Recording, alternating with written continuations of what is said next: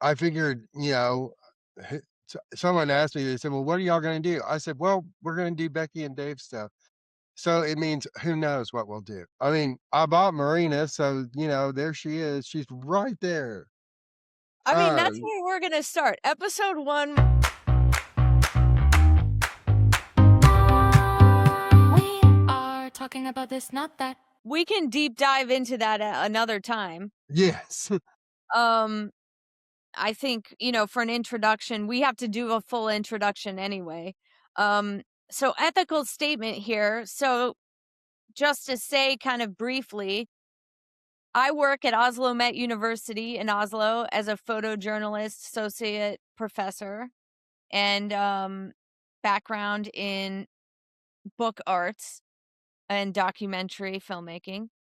You and your background are So I have an MA in art history and MFA in book arts and have been an adjunct and college instructor for 25 years teaching art history, and humanities. where are you now? Oh, I am in Lakes, or I'm at Lake Sumter State College, in Leesburg, Florida, Okay, and I've been there for 3 years. great. I don't know how much of that we'll use, but in general, at least I have it there. And here's my transparency statement. I'm just going to read it before we start. Um, this episode is not sponsored. Right now, we have no paid ads. Not that we don't want paid ads, but we also will not have product placement or promotional relationship with the subject. In this case, Marina Abramović, MoMA, HBO, or any distributor of her film. We're discussing a widely known documentary and a major museum performance as a case study in visual culture, documentary framing, spectatorship, etc. This is not an endorsement, simply our opinion and analysis based on our backgrounds.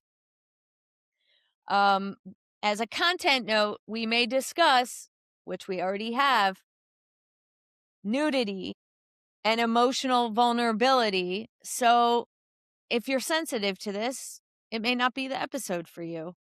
And we're not going to treat any material uh in a sensational way. We are going to be observational and fair. And finally, our goal is to separate um observation from interpretation. Nope, I don't like that line. I'm going to remove that line, but I'm going to say we will try to be clear about what is factual claim versus our opinion. And if possible, we will be 100% factual correct. But we are people, we are human. It is possible something may be incorrect. We are only human. If Well, we get something incorrect and we notice it or you notice it, please leave a timestamp in the comments or email us and we will update those comments either in our recording or at the very least in our pinned comments. And so with that, I think we can get started. Unless Dave, you have just wanna one more thing is mm, that it's also very important that art is extremely subjective. Now, saying that, I also argue about that all the time because there is the objective reality of what you are experiencing. I can't get into all the neurological aspects of how each individual sees or experiences something differently, but this is how we see these things. And while, of course, they are opinions and we are talking about our opinion, we do come from a considered place. It's something I tell my students all the time. If you've thought about it for longer than a minute, your opinion may be a little bit different than if you just see it. So, we're coming at it from where we are. well, and I like I say with students who like to go, well, that's just your opinion, or it is there are things that are just my opinion, but there are also um observations and context that we can talk about from a historical and Right. human perspective, in which there are ways we perceive things, there are conventionalities, there are theories that are standing and appreciated as we stand today, Right. January 29th, 2026. And those opinions are shaped. I mean, they've been formed over years. I mean, we're not new. I mean, neither one of us are particularly new to the art world, or our place in it. And I think that's important because it may be an opinion, but it may be a considered opinion that isn't necessarily more valuable, but it's something you should think about. Um, or I mean, you can think about. Um, I always think it's weird, and just as an aside, because I can say this to you, um, is I think that's the weird thing about teaching, particularly about art. Because when you teach about art, I've had art history teachers that were like, here's all the facts, born on this date, painted it on this date, painted it for this person, and never, ever, ever talk about the object itself, because you want the subjective, or the objective facts about the artwork. And the minute you get into this talking about, oh, who's that naked guy hanging on a cross there? You encounter all of this thought about what does that actually mean? And the minute we can say, I think it's great that we've already got penis out of the way. It's like, I teach school in Florida, I talk about my gay husband all the time, I said, it's important that we allow those conversations to happen and have a space for it, because it is still the reality. Well, and if we consider at least the ideals within academic freedom, we can and have the authority to do so. Exactly. Because like you said, we're not doing it. I've said this,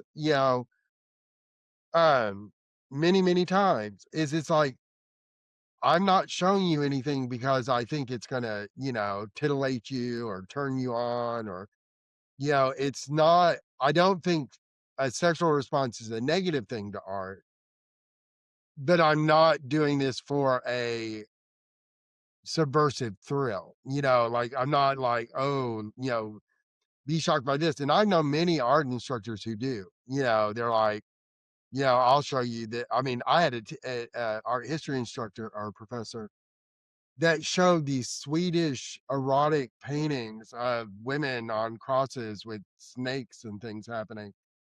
And he's talking about what a great, I'm like, Victor, I don't know if it is. I mean, I think we need to really think about this, you know, because it is, it's a very fine line. I mean, But I mean, yeah, I mean, I guess at least he had an opinion. he certainly We did. we can start with that as Yeah. an agreement. It's like, and he was the guy standing in the front of the room. I always admired that position. It's like, I'm going to show Well, you this is this funny because because, well, this is again off topic. We have a tendency to get off I know, topic, I'm sorry. but of course I do a lot of talking on subjects that kind of I am responsible for covering because of the curriculum of a course, right? Right, And so this is a chance to talk about things that I don't regularly really get to talk about, right.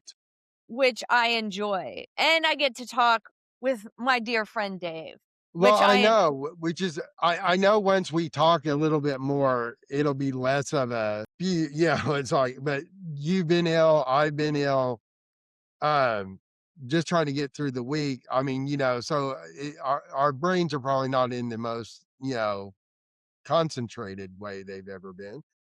But I do think that's the thing. Art should be a conversation. I mean, we shouldn't be. I think viewers worry too much about if they understand it. Do they get it? Do they get the right thing from it? And it's like I said, it's like I used to wear these high heeled boots to museums because they made a huge amount of noise. And it just upset people. And I'm like, it's not a mausoleum, talk, be there, experience these things. Because again, That was me being upset with your high heels, in another life, Dave. but that's the thing. I mean, but it's like this. And that's why performance and her work is so interesting, is because it doesn't allow you to just view it. It doesn't allow you to just stand there, look at it, read the little card, and move on like you've had some kind of experience. And there's all kinds of experiences to be had at the museum. I mean, I don't mean to discount one versus the other, No, no, no. but there is something to be said for the pull of someone to interact with your art or to interact with your idea. Well, and can we say this documentary and how we're going to talk about it is meant to be appreciated on different levels, I would say. I mean, it is not it is approachable by everyone. And I hope our conversation is also like, yeah, we throw out, especially you, because you have a lot of names in your brain. It's so true. Throw out names and context, but the conversation can be appreciated without fully Oh, grasping all the nuances. generally. And what I will do is I will put in the show notes mentions of, if we mention books or other names, I'll throw links to their information in the show notes for So fancy. That's fancy. why it's very fun to know film people. We decided to watch a documentary, and it's the name is Marina Abramović. The artist is present. It came out Artist. in 2012, and I guess a good question is, have you seen it before? Well, actually, I have. I have seen it before, and I've actually taught it in school. Well, Um, I've seen it before, and in one of my classes I also taught it. Of course. yeah. Except I didn't get into too much detail. It was for this particular class was a starting point to think about how documentary could work as, documentation for artwork, performative art. Oh, that makes sense because I use it as s- so for me, when I was using this particularly, I was working with people who use this because they thought it was just such this wonderful experiential, oh my God, it's so beautiful, whatever, crap. And for me, I was really hesitant because I mean, I'm a Renaissance art historian, and make books and things. I had never really had her on my radar as someone to pay attention to, and after being kind of nudged and people talk, asking me, whatever, I'm like, well, let me watch it and see if I have any, if I can bring anything to it because I don't like teaching art for the sake of this art idea. It's like I teach art appreciation because I want people to experience what do we call art and why, and it's not all the same and it's not all judged the same and it does different things. And for me, it was really about what captured me or what captivated me about her was talking about being an artist. And I ever since I did my MFA at the University of Alabama, you've probably heard of it, is, um, after having studied art in a particular way for so long, I had never really considered what it meant to be I mean, an artist to me was always just someone who made art, and that's what you did, and whatever art you made is what you made. But then she really in that this segment where she talks about what being an artist is to her, what that means, I became totally captivated with the idea of, okay, okay, you're doing something. And that changed the whole course of the way I thought about myself as being an artist, for better or for worse, you know?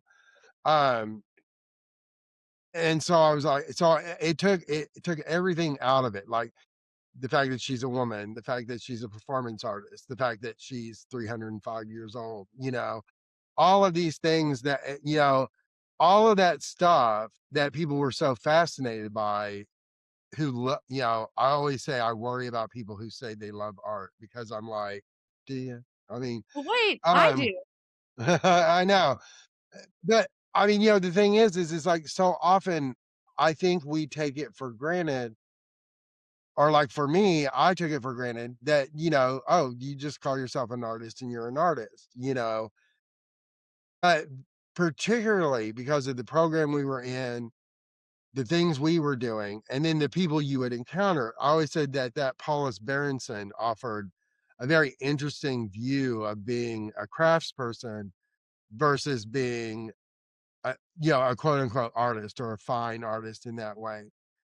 And I became very interested at a very late point in my life about what that actually means. What does it mean to be creative? What does it mean to put stuff out there? And what is it that you want to do with that? You know, And I mean, wrapping it back around, you're saying you looked at things differently after watching this documentary in particular? yes, because that was one of the very strange things for me, is because that was not the expectation. I figured I would just see it and go, yes, that's wonderful and fascinating. Move on. And I do think the work is interesting. I do think what she ends up doing is very interesting. But I found that to be secondary to what actually interested me in her as an artist, and becoming more interested in what it means to be an artist than, unfortunately, making art, which is odd to say, Well, for me, the first time I heard about her, I mean, I'm sure I saw a piece or 2 of hers in one of the museums I went to, but I really gravitated to her more and looked at her work after I heard her before the documentary came out, but I heard her talking about being an artist. Oh, And and I was like, she has this power and gravity where you just wanna listen to her. And yeah, she was responding to somebody who had asked her a question, and she did so poetically without hesitation, and right, was so impressed by that, and so that's what got me to watch the documentary, and then I couldn't stop. I've watched it, I owned it, the DVD, now I paid for it again. I mean, uh, every time I watch it, I'm moved, and then I did see her retrospective in Florence when I was there, and then I mean, I have other stories about that, but if anyone has a chance, if there's a retrospective, I mean, the amount of things you get to see recreated of her original body of work. She now has people she trains to do, like,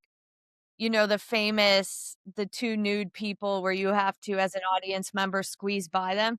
You yes, get to do that in this retrospective, and then you get to see there's someone performing, these great feats of, her performance art that really kind of beat up her body or challenge her yeah. body and challenge the audience. So, anyway, But uh, don't you think in that, so one of the things I thought was really interesting in the retrospective and the recreating of the performance pieces yes. is that it also sort of begs that question of where is the artist in the work?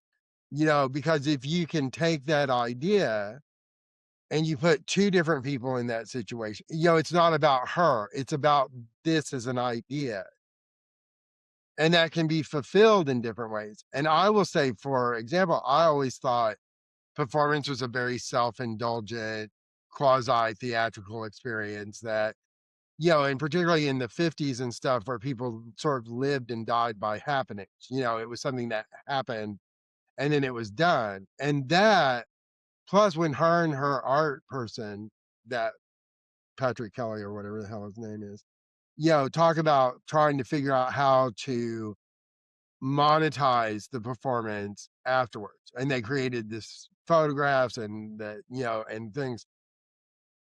And then you really see, for me, it's like, what does it mean to record things? What does it mean to see things in reproduction? To me, it's odd in how many things in terms of art and education about art that it brings up, that it speaks to in the most absurd, not absurd, it's hateful, but in the strangest way possible.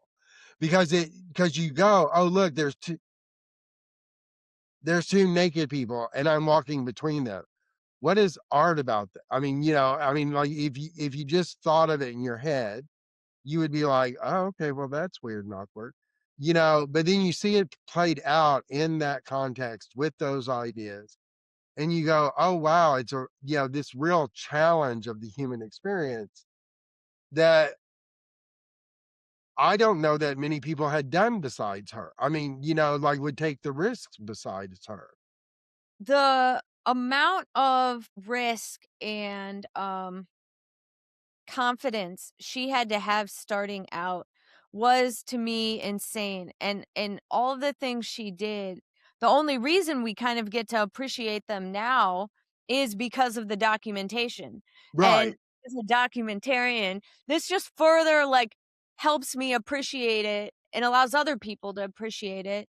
And the only thing, and I wanted to mention this, we can talk about it later or whatever, but before we get too much into her, even more about like what different things mean, I do want to tell one kind of interesting story. Is that when I went to Florence and that part of the exhibition was happening, you were faced with the option to interact with the exhibition or go around.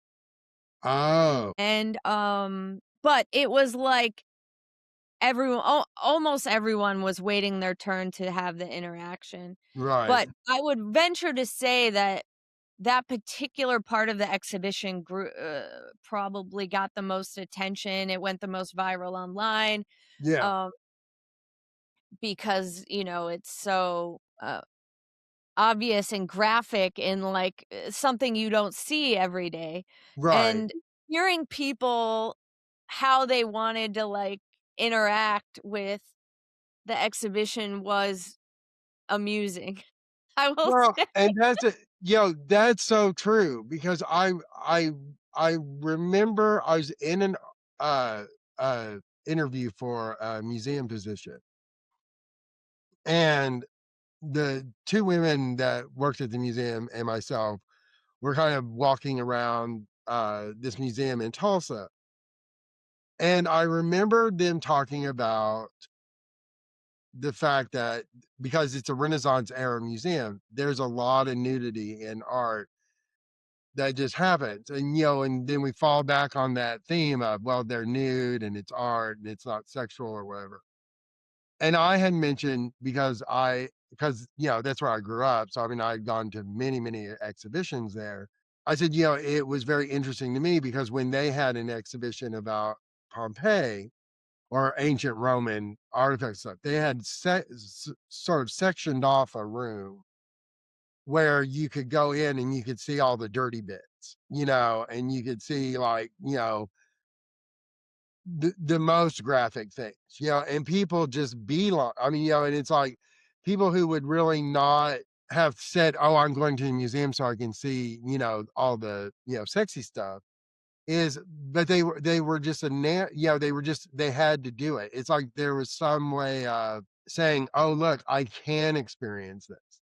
And I've often thought that as art people, whether as an artist or as an educator or whatever, is that we often do give permission to people to think about things, you know, to encounter things. And it's like, how many of those people ever walk through and brushed a penis? It's like, and it's a real penis of a real person. You're not just looking at it. Right. It's Right. touching you, and so it becomes this almost a perverse pleasured challenge of, "Oh, no, I'm walking through the naked people," I want to do that. And then I think it's, interesting to think if you did you walk through the naked people? Oh, yeah. Oh, Yeah, I mean, come oh my on. When would I have a chance to I mean, why wouldn't I? I mean, the well, of close course. but I remember just like I imagine most people, you're thinking, "Okay, which direction do I walk? Do I face this person or that person?" Right. And I really wasn't nothing sexual came across my mind while I walked Sure. through, but the thing actually that crossed my mind is how do I document this? Is it right for me to document this? There were people taking photographs and it was Oh. allowed. Oh, Um, but it wasn't like you couldn't zoom up or I guess I didn't think of it seemed inappropriate to take a photo. It seemed inappropriate to video doing the walking through. yeah. Um, to me, and so I didn't take any photos of that exhibition.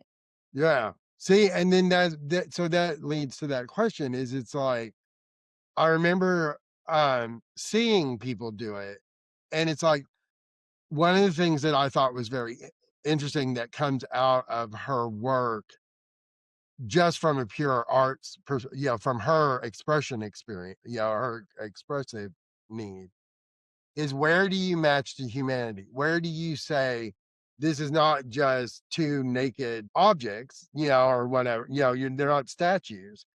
So how do you address the humanity of the fact that you're walking through, and of course it's a very constructed experience. So I mean, it's not a lifeboat situation. You're not trying to exit a building on fire. So where do you do that? And then in some ways encounter that as you're a human being, they're human beings. Oh, I'm sorry, just touched your penis. Where does that head? Because then what does it do? Do you have to, or do you feel like you have to minimize their humanity in it in order to sort of do the situation? Does that make And sense? probably something I should have said, we should have described for those if they're listening what the exhibition is exactly, which is a doorway Right. where A very two narrow doorway, which a I very also, narrow yeah, doorway where a average sized person could not walk through the doorway normally. You have to squeeze sideways, and even squeezing sideways, you would brush against one or both of the nude performers right, that are standing inside of the threshold of the doorway. Fair? right. And one male and one female, which I also think is very, I mean, particularly in the conversations we have now, that's even a interesting part, not necessarily for this purpose, but the fact that it is very, I mean, it is very male female, and what, like, for me, I felt like I would feel very awkward, not so much with the man, but I don't think I've ever touched a naked woman in broad daylight. So I mean, it's like, how would that be? And then I'm so apologetic. I just be like, oh, I'm sorry, I'm sorry, I'm sorry, I'm sorry, and try to collapse yourself trying to get through it so you don't Well, touch it. and you're apologizing or making a face or however you're reacting, and in that same moment, they are expressionless. They Right. don't move at all. There's no They can't interaction from their part, correct. which is also kind of odd because then you are and I think, like, even like with her, Rhythm Zero and all the interactive elements she often has in her work, is you're the one interacting. I mean, you're the one doing the action. You're the one in control. And these people are just there, and again, like you said, you make the choice. Do you walk around? Do you go through them? You know, and do you even resist? Because I think you'd have to. tickling them. I mean, like, what I mean, where is your, I mean, because you would be so concerned, I would think, I would be so concerned on the appropriate way to do that. But then you have to ask yourself, what would be I mean, this isn't an appropriate situation. It's it's a very unique scenario, and the thing that I've always gravitated towards performance pieces, even though, I mean, I attempted a performance piece in undergraduate, and it is so nerve-wracking to think that people will not interact with whatever you're making. Um, but on top of that, there is such a memorable experience and a way to interact beyond yourself that other museums don't have, because you're getting feedback from other people. So that is a whole different experience than seeing a painting on a wall Well, and let me ask you this emotionally. question, since you've experienced it. Once Mm. people kind of move through through the people, do they stay and watch other people do it? I'm like, how does other people moving through that situation become part of the exhibit itself? Is that you're watching other people go through that situation? Well, it's obviously a bottleneck in the exhibition, right? Right, sure. So it's not quick. I mean, people are taking their time to get, and there's a guard there and things. I mean, there's people making sure it's not like it's done kind of respectedly and stuff like that. Most of the line and observation is happening before you walk in, and then once people go through, they're moving on to the rest of the exhibition. So people are standing around and watching, or if they walk through, they might be waiting on the rest of their party to walk through. Right. But, you have, at least when I was there, it wasn't hundreds of people, but there were, I don't know, let's say like 6, 8 people, like, waiting Right. their turn to walk through. So it kinda like just move through. Yeah. I know. I mean, it's not a like experience, but I was in Toronto and we went to, that Japanese woman that does the polka dots and the Yeah. rooms and stuff.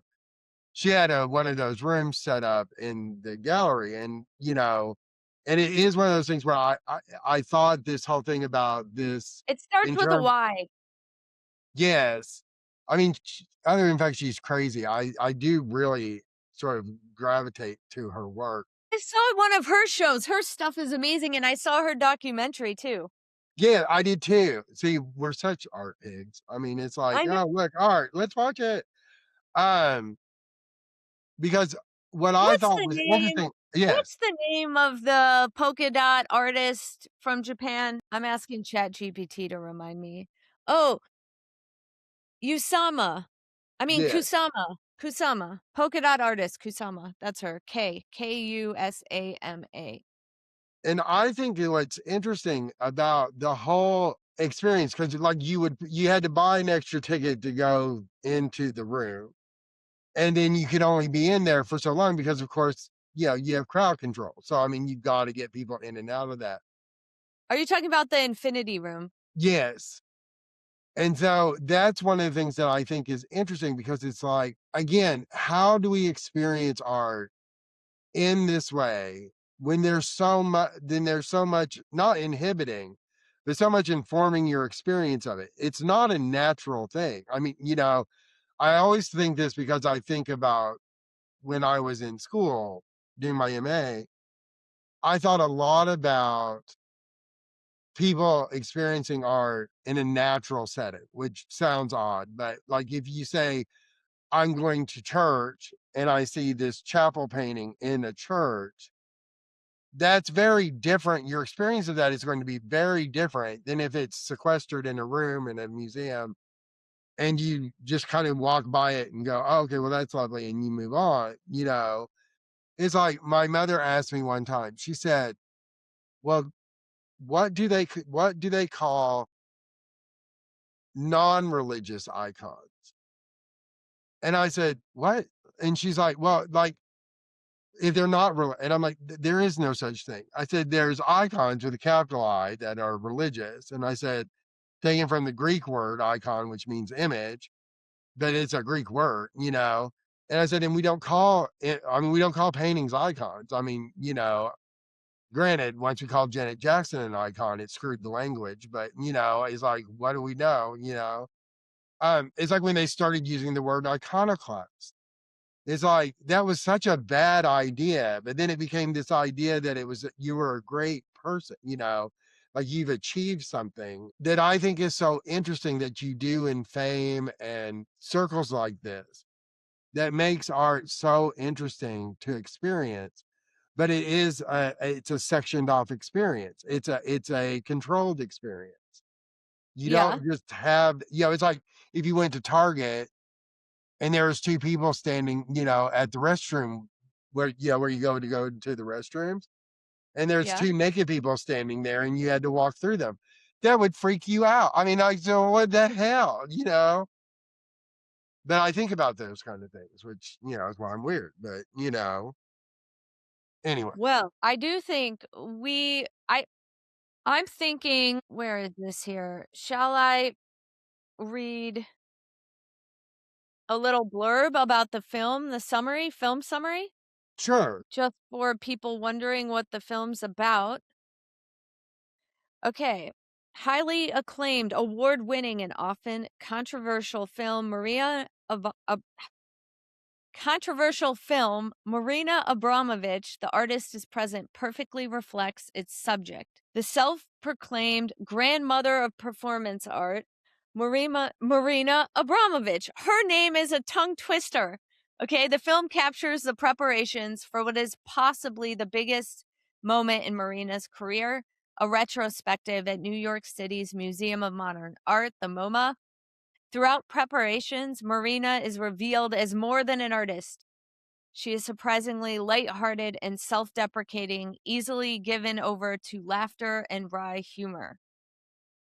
Blah, blah, blah. I'm not going to read the rest. I think we should watch it and talk about it. Okay. So, how this will work. Yes. We'll both kind of pull up our film, and then when we want to, we can talk about something. We'll yell, stop, stop, stop. And then we'll both stop. Okay. And then we'll chat, and then we'll start it up again. So I've got to find my film here, if I can find it. Okay. Let me move it to the right window. Okay. I have mine. Do I you got have yours? mine. Are we just gonna start? I mean, just start it at the same time. Yeah, let me pull. I've got to actually start my rental. I rented it from Amazon.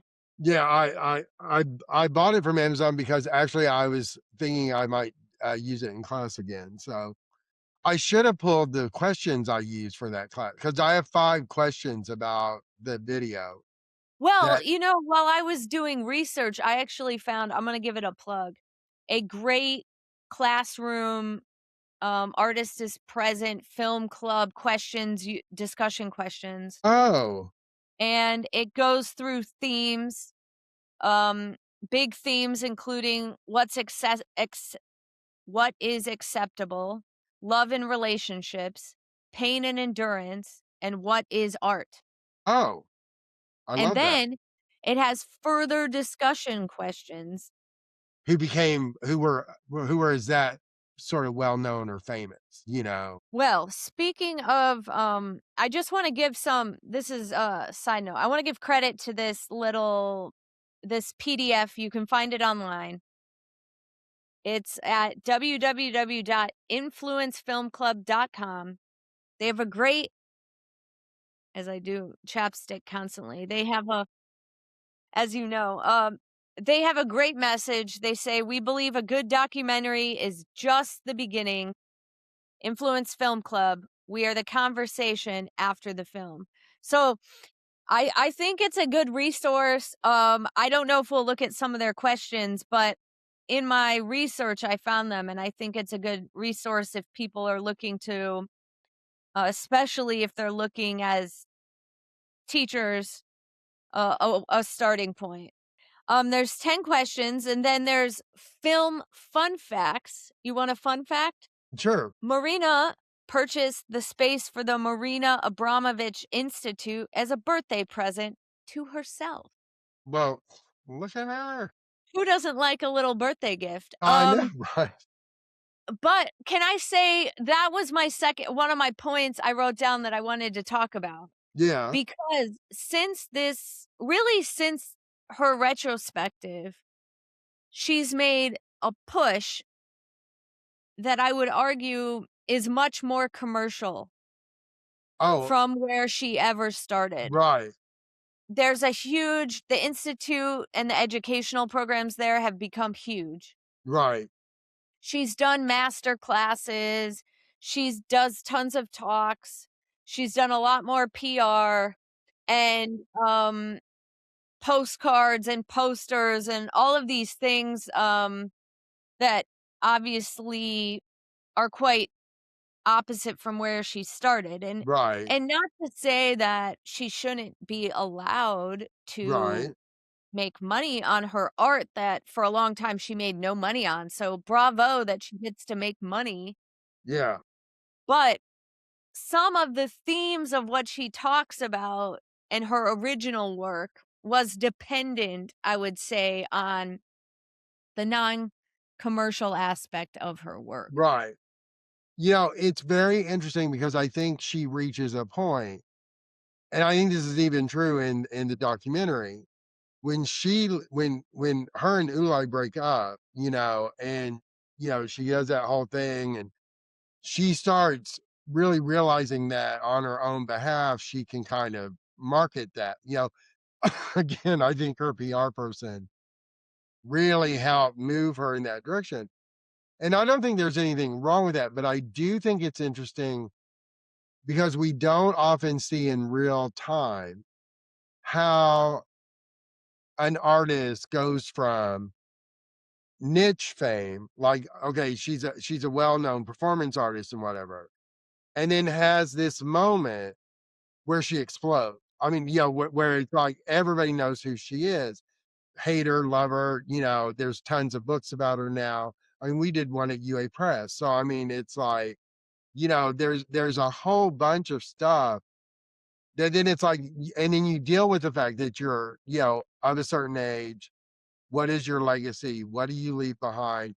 And again, in a world where your art is to some degree a memory. I mean, a thing that happened, not a thing that is happening, you know?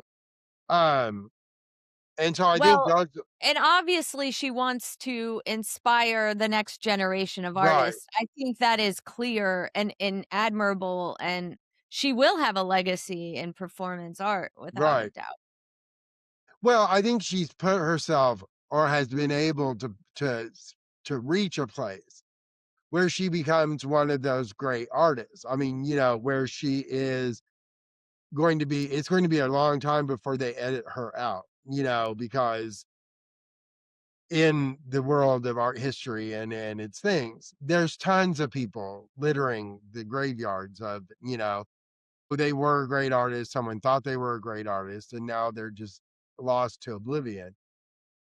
But I think she, in a modern sense, becomes really indicative of what the modern artist is because we both know. I mean, how we describe ourselves as artists, how she describes herself as an artist is very, very different than how Michelangelo described himself as an artist. You know, we're not doing God's work with paint we made up to this morning, We're and not? no, I know. I mean, it's crazy, but it's a very interesting way of looking at how what art is, and this is what I do in my class is it's like what art is now. How do artists talk about being artists? Because to me, I'm very struck by the fact that whether it's her, David Hockney, other people, their their definition of being an artist is really quite different than people imagine themselves being. you're familiar with me as the art person at UA. I mean, you're not really as familiar with me as the art historian and the art teacher because we didn't have those experiences together. Although, as Nelson says, I'm everybody's art teacher. Um, and I said, the thing is that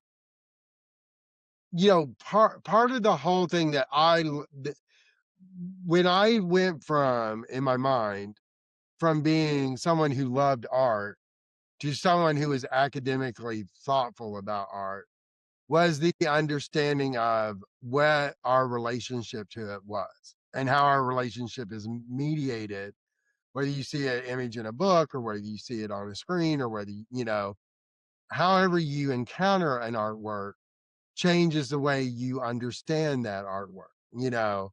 And the idea is, for me, that's why I like This Is Not That, is because a lot of times it's not, I mean, all the things you're kind of dealing with and thinking about, you kind of have to twist it. I mean, to really understand it, you have to go, wait, it's something else. It's not just that. It's not just a lovely picture of a naked lady or a naked man or a naked pair at the doorway. Well, that's not what it is. And to me, that's why I like that, because it's just like Rene Magritte's, This Is Not a Pipe. Right. Or it's like, Or no, it's not. along the lines of steal this book, Right. I'm a fan. So let me ask you a production question about watching this. Okay. So if we turn it on, Mm. what happens with the sound? I mean, like, so do we watch it just with subtitles and not have the sound on?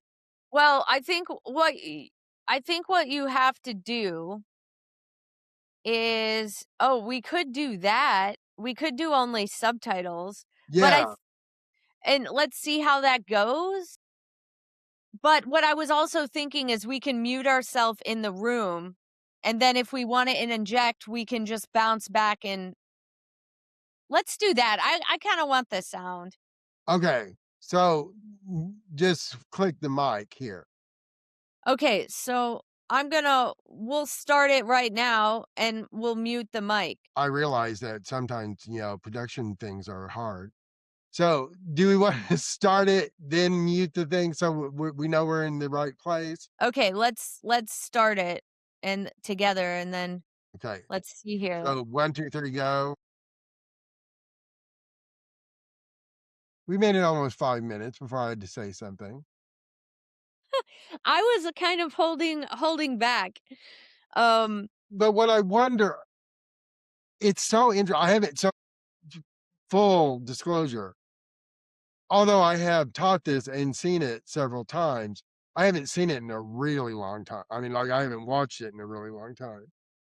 And I think it's so interesting because I wonder more and more how her persona, if she was a 400-pound, woman who, wasn't necessarily attractive in any particular way, or, and you're a woman, we'll just be clear, about that. Is, you know, how much do you think that plays into the reception of her? Because it's all that first part where she's in the fashion stuff and she's naked in a bathtub and So right now we got through what I would say is the hook of the documentary through the title and her first like the first slowdown that makes you take a breath, which is her facing her audience. And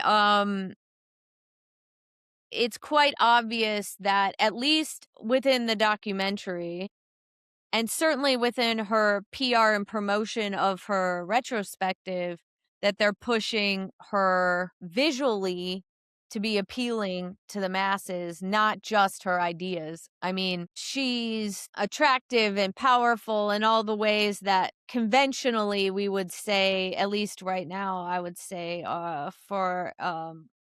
for women, and especially women, mm, shall I say, of a certain age, I think is fair.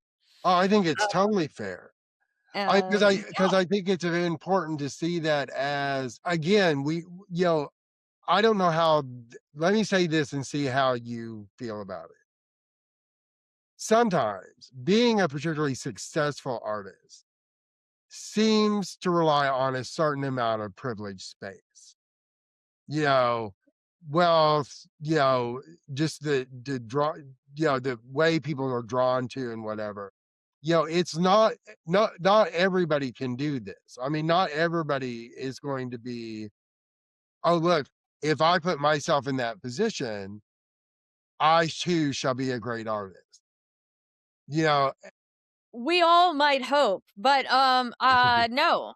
yeah, I think it's I think it's obvious that, at least a portion of her success, can be attributed to how she looks. right. Okay. I mean, yeah, I don't think there's any way around that. And she's Right. I mean, pushing I mean, they're pushing the sensational part of, in the open at least, of the nude people for the photo shoot. So right, she's leaning into all of the things that she's been known for and perhaps even demonized over in the past. She's leaning into right. now as part of her persona and part of what's allowed her to be successful. There.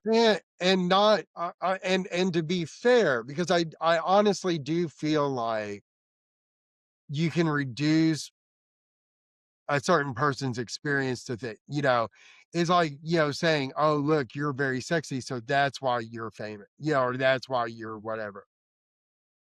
I don't know how in culture we can separate out these things. I mean, there's always, if Andy Warhol hadn't been this charismatic sort of outsider person who kind of brought people in and was very sort of whatever and gathered all of that, nobody might care what he made a silk screen out of, you know.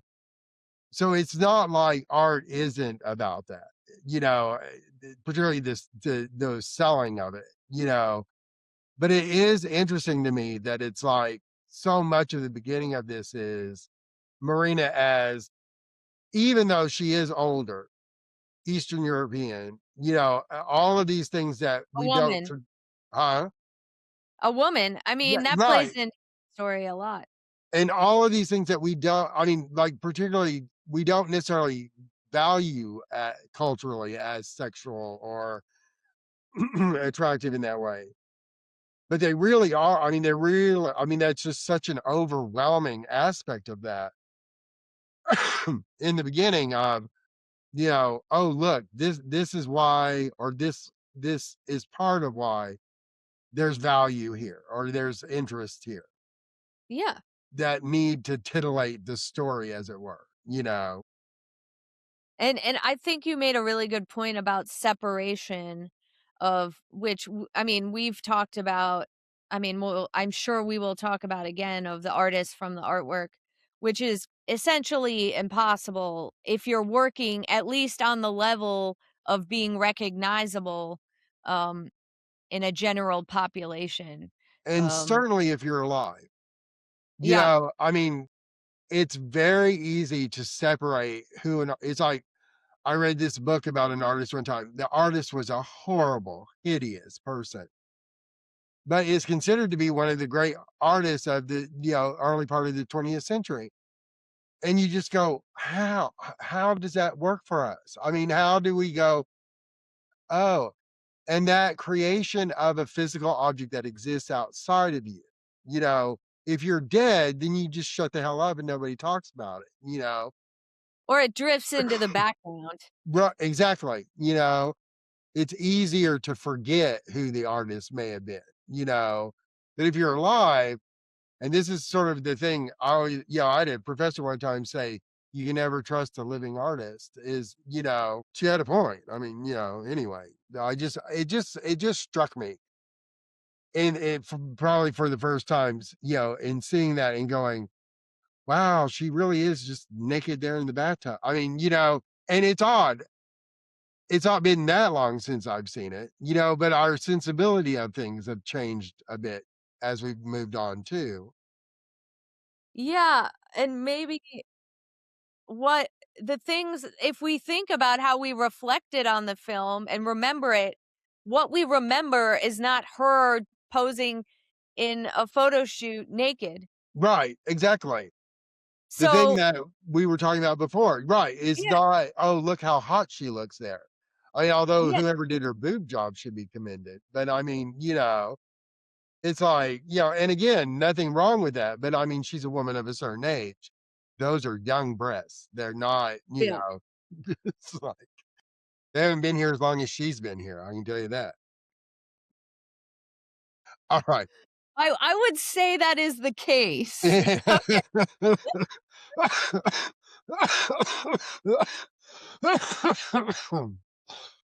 okay, I'm gonna mute you and we're gonna carry on. Yes. We're never gonna get through this film, I think. I just wanted to emphasize what I thought was a really great point. Okay, we're at 8 minutes and 25 seconds. But I couldn't help it, like, and I know she's going to do this, so now maybe there'll be a chunk of time where we'll just watch, but the idea that people don't realize how much of being a working artist, how much of that is not actually the creativity of doing the artwork. I think it's interesting to also see how, nothing just appears, and that's what is interesting about like a retrospective versus her art as performance, because performance is very immediate. It's happening, you propose a show, you put it together, you do it, it's done, you move on. But this sort of activity, and again, it's the difference between being an artist and being, the grandmother of performance art or whatever the hell they want to call her, is it's like, there is a real difference there. There's a real distinct, and this is why it's so interesting to talk to another artist about this, because I've talked to, people that I worked with or whatever, and to talk to you about it is such a different experience because you do realize how little the creative process can play, how little of a part that can play in an overall segment of it, It's why making things are just you make things, you make things, you make things, you make things, and then you manage all of it. And the management of it is why I think most people fail in terms of their broad ambitions.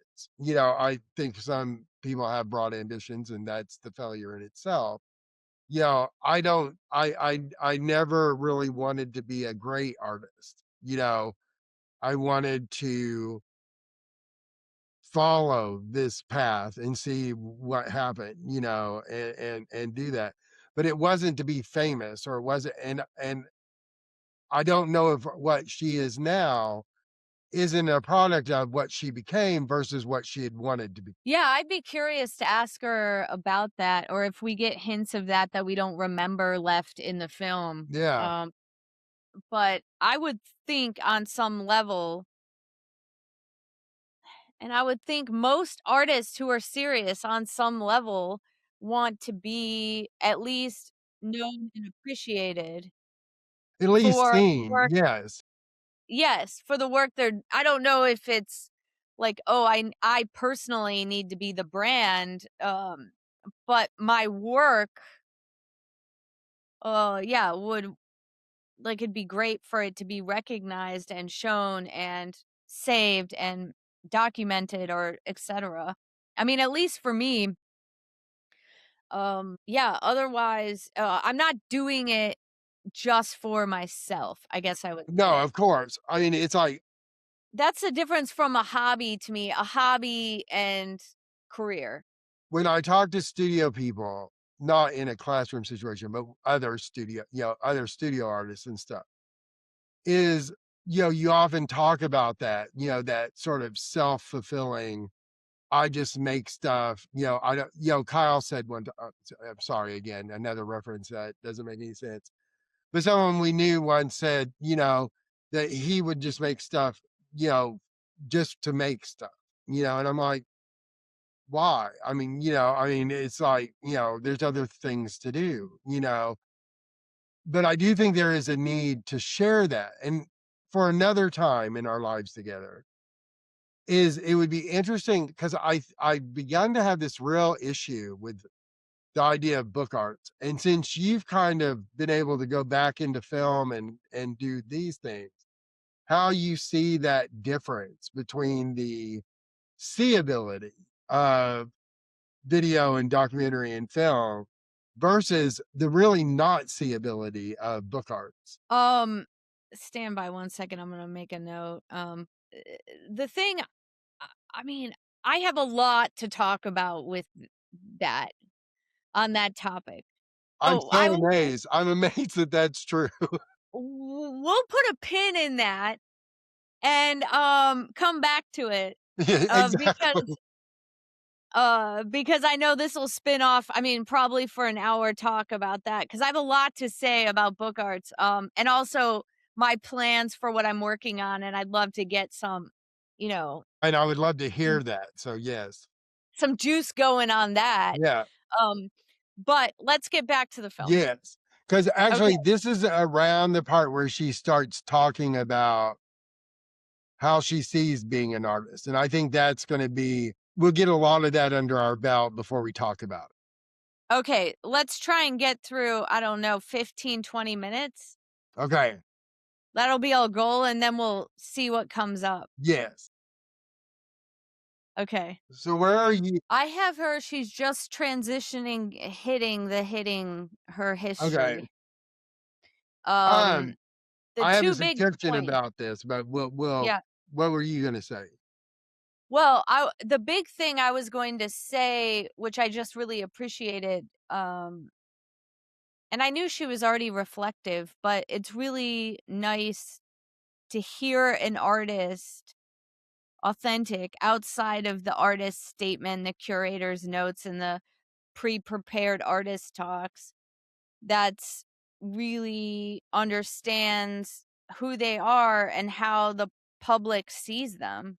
And Right. she can verbalize that. And I think that I find that really a breath of fresh air. And the other thing is I would thought of immediately is the idea of or the kind of cliche of the tortured artist.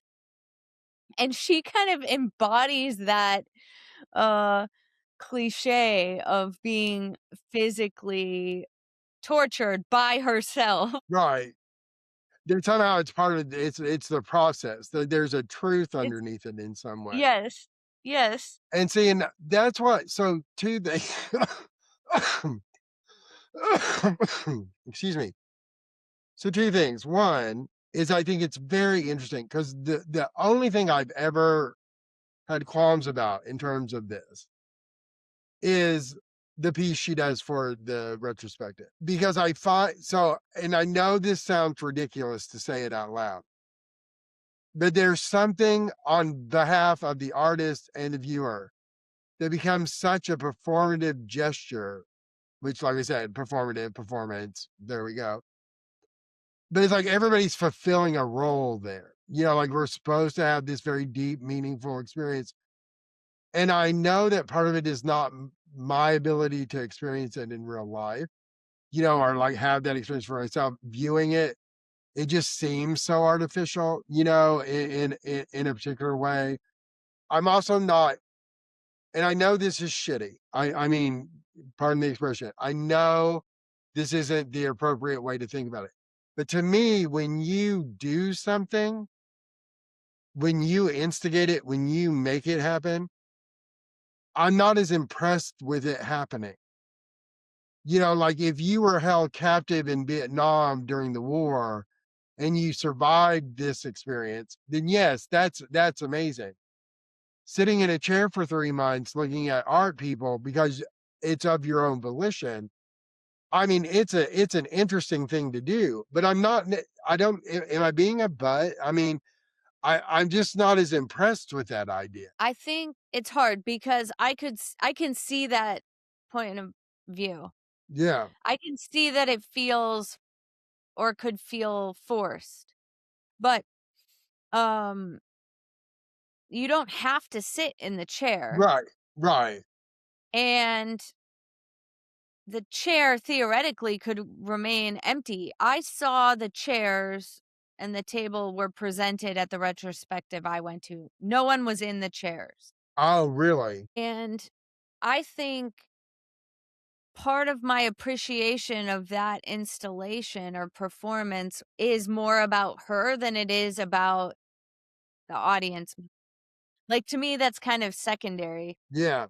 To me, it's her sitting in one place, not making a response for or basically not making a response for, um, 3 months, all day, every day, sitting in that chair, which is physically demanding, mentally demanding, draining, and all these things, especially in today when people can't sit still without their phone for, like, even a brief period of time. So, um, I'm not so interested or impressed by an audience member's Okay. reaction, Yeah. and I I yeah, really I so I can think that understand that, yeah, because it's not really about I mean, in that way, you're saying it's really not about the audience or what their reaction is. It's because she allows for that. She allows the opportunity for that to happen. That right. you're focused more on her ability to sustain that. Yeah, and to say, like, to be vulnerable and exposed and broken down theoretically over time, over these months for the purpose of, to me, giving back to the audience who are supporting her, like, Right. long-term endeavor. So And it's it's not that dependent right, and it's not dependent on what their response is. She's not programming it for someone to have a response right.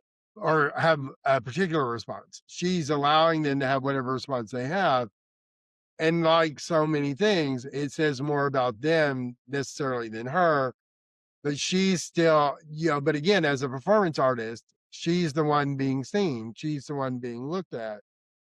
Um, the other thing is, and it has amazed me every time I watch this how fast this happened. She's when she's talking about the other performers recreating her works, she says they'll have to create their own charismatic space.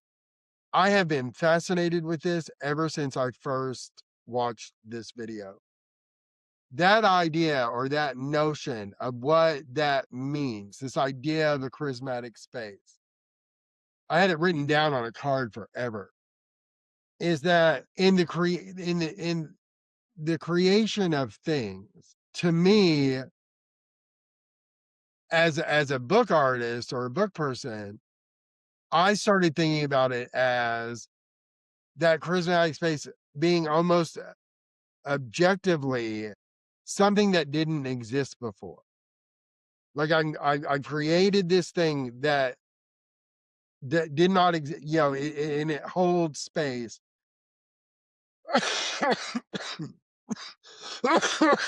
Excuse me. It holds space. It's meant to be seen. It's meant to be Yeah. dealt with. And that's what Held she's doing. I mean, she's like saying, here's a space, and I'm in total control of it, and you can join in.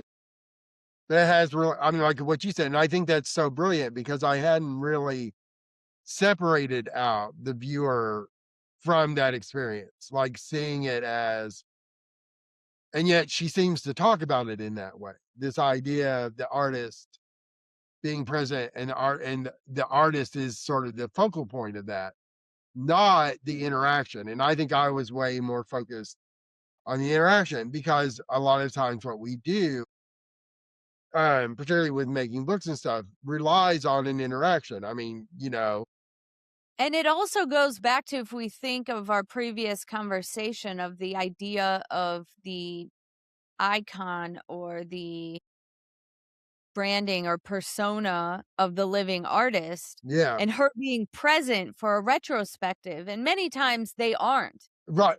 Exactly. Exactly.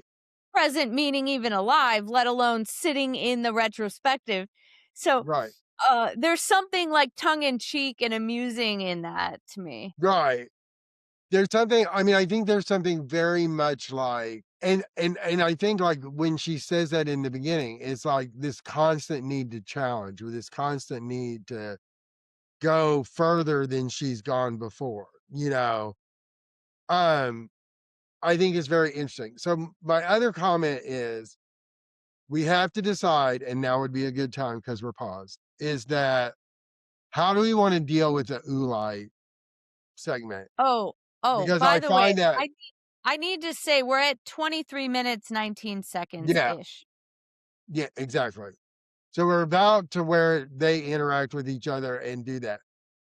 I find that kind of that's a their moment. I mean, and it's interesting. I don't know if we have a lot of commentary about it, or if you want to talk about it.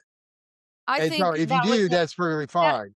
that was a PC way of saying that, a very, uh I think it was a moment that I am glad happened and was documented as part of, like, her narrative, but, like, I don't have a lot to say personally about it. Right.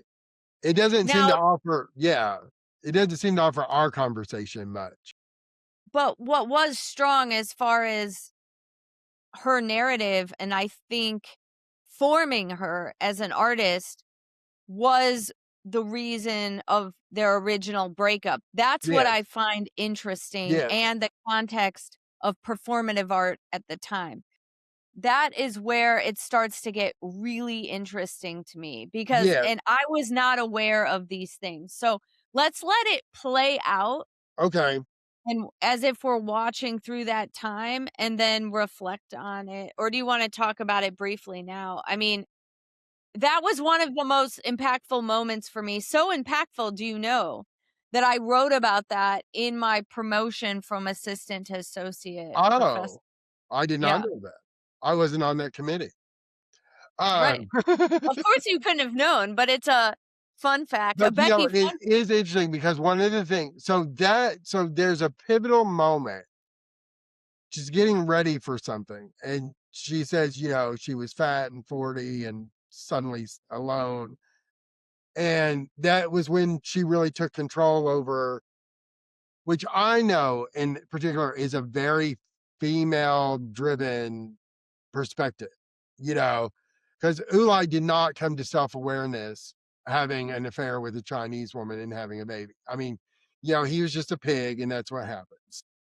But for her to see that as where she fit into that, and then how I think in some ways, shit, that's what spurred that second half that leads us to the beginning of the movie, is that it changes the way she sees herself in the story.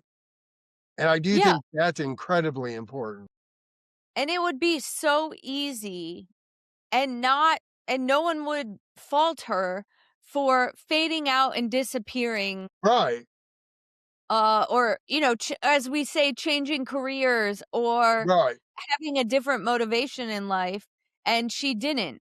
It was almost like the fire that was necessary to catapult her into this whole different, not just trajectory, but different universe and solar system of, like, performance being and right, being recognized because of this one act or happenings in her life. right. And I seeing don't that, wanna it's like I told Nelson the other day.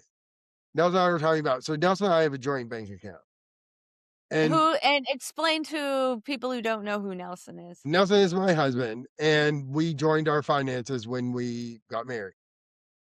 But we both keep individual banking accounts. And he said the other day he was thinking about closing his and just having everything put into our joint account. And I said, "No." And he said, "Well, why?" And I said, and for those playing at home, he's also 20 years younger than I am. So our life experience is a bit different. And I said, "Well, obviously you weren't a woman in the 70s." I said, when your father or, my mother's husband, got up one morning and decided to close all the credit cards, clear out the banking account, and leave with with any sort of cash and resource. I said, "You know what my mother said, which is never not have money in your own name." And I said, "And it's not even," and Nelson said, and you hear this is what's so interesting about it, is you hear echoes of years ago when people were like, "Well, don't you trust me?" I'm like, "I trust you implicitly, you know?" But I said, "But I'm not gonna trust you enough that one day you wake up and you say, 'Oh, look, my life has totally changed, and now I'm going to be gone, and I'm going to try to recreate who I ever thought I was,'" you know? Well, or I mean, so I got married a couple of years ago, Yes. almost a couple of years ago. But in my 40s, and I had a full identity built up before that. Right. These conventions of changing your name, or which go into also combining finances and all of these things that historically have been, I guess, mainstream conventions. um the idea of that changes a lot when, Yes. especially also when you're older. Like, it has nothing to do with trust. Oh, no, um not at all. oh, It actually has a lot to do with who you are coming into the process. yeah. And I think to some degree, I remember having a conversation with someone I know who teaches philosophy, and we were talking about someone asked her why she changed her last name to her husband's last name. And she said, "Well, the name I had before was my dad's last name." It's not like it was my last name. So it's mine in concept, but it's not it's not, I have ownership of it.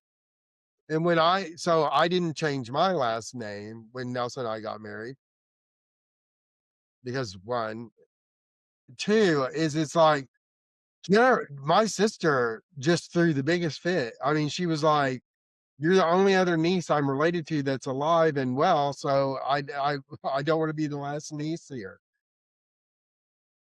And I said, "I get that. And that was part of the conversation Nelson and I had. I said, but even though I have nothing invested in my last name, it's not like I have a lot of contracts or money or whatever invested in that.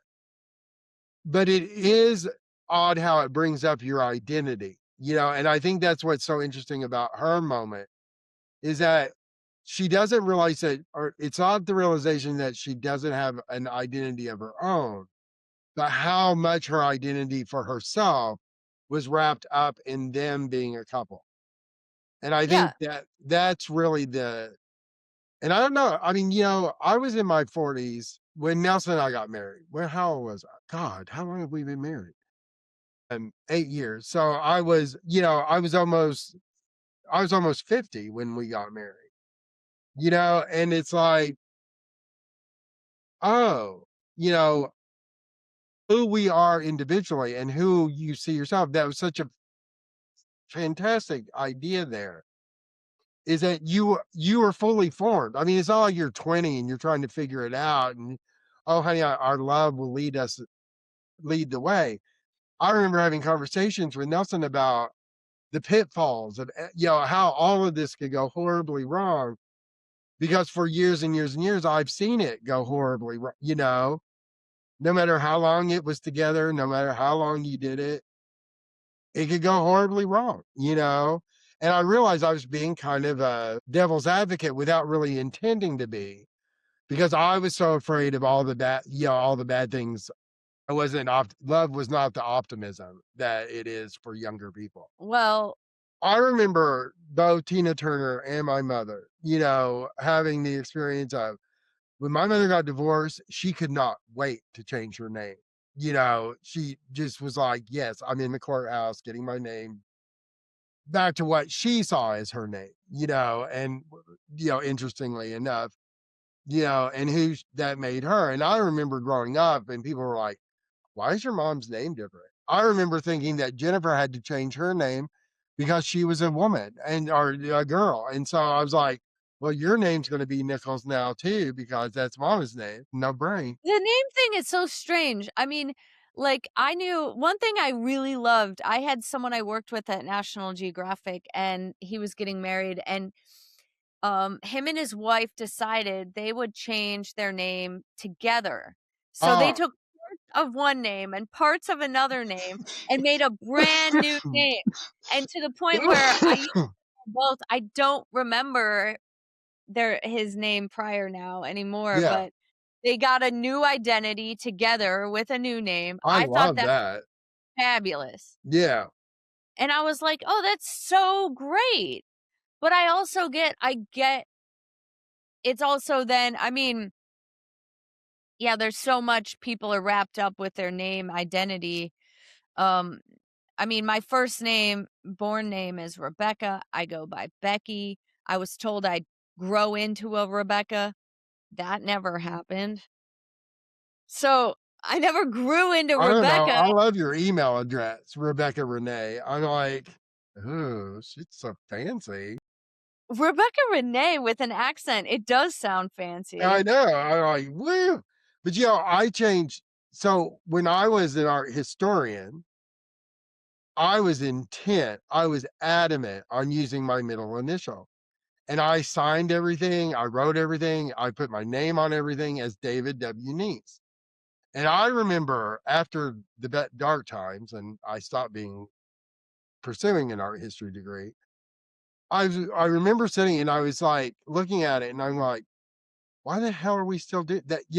Because I was but I think that's the thing. I was so wrapped up into that identity and that being the expression of it, that when I was done with it, I was just like, oh, well, no, let's not do that.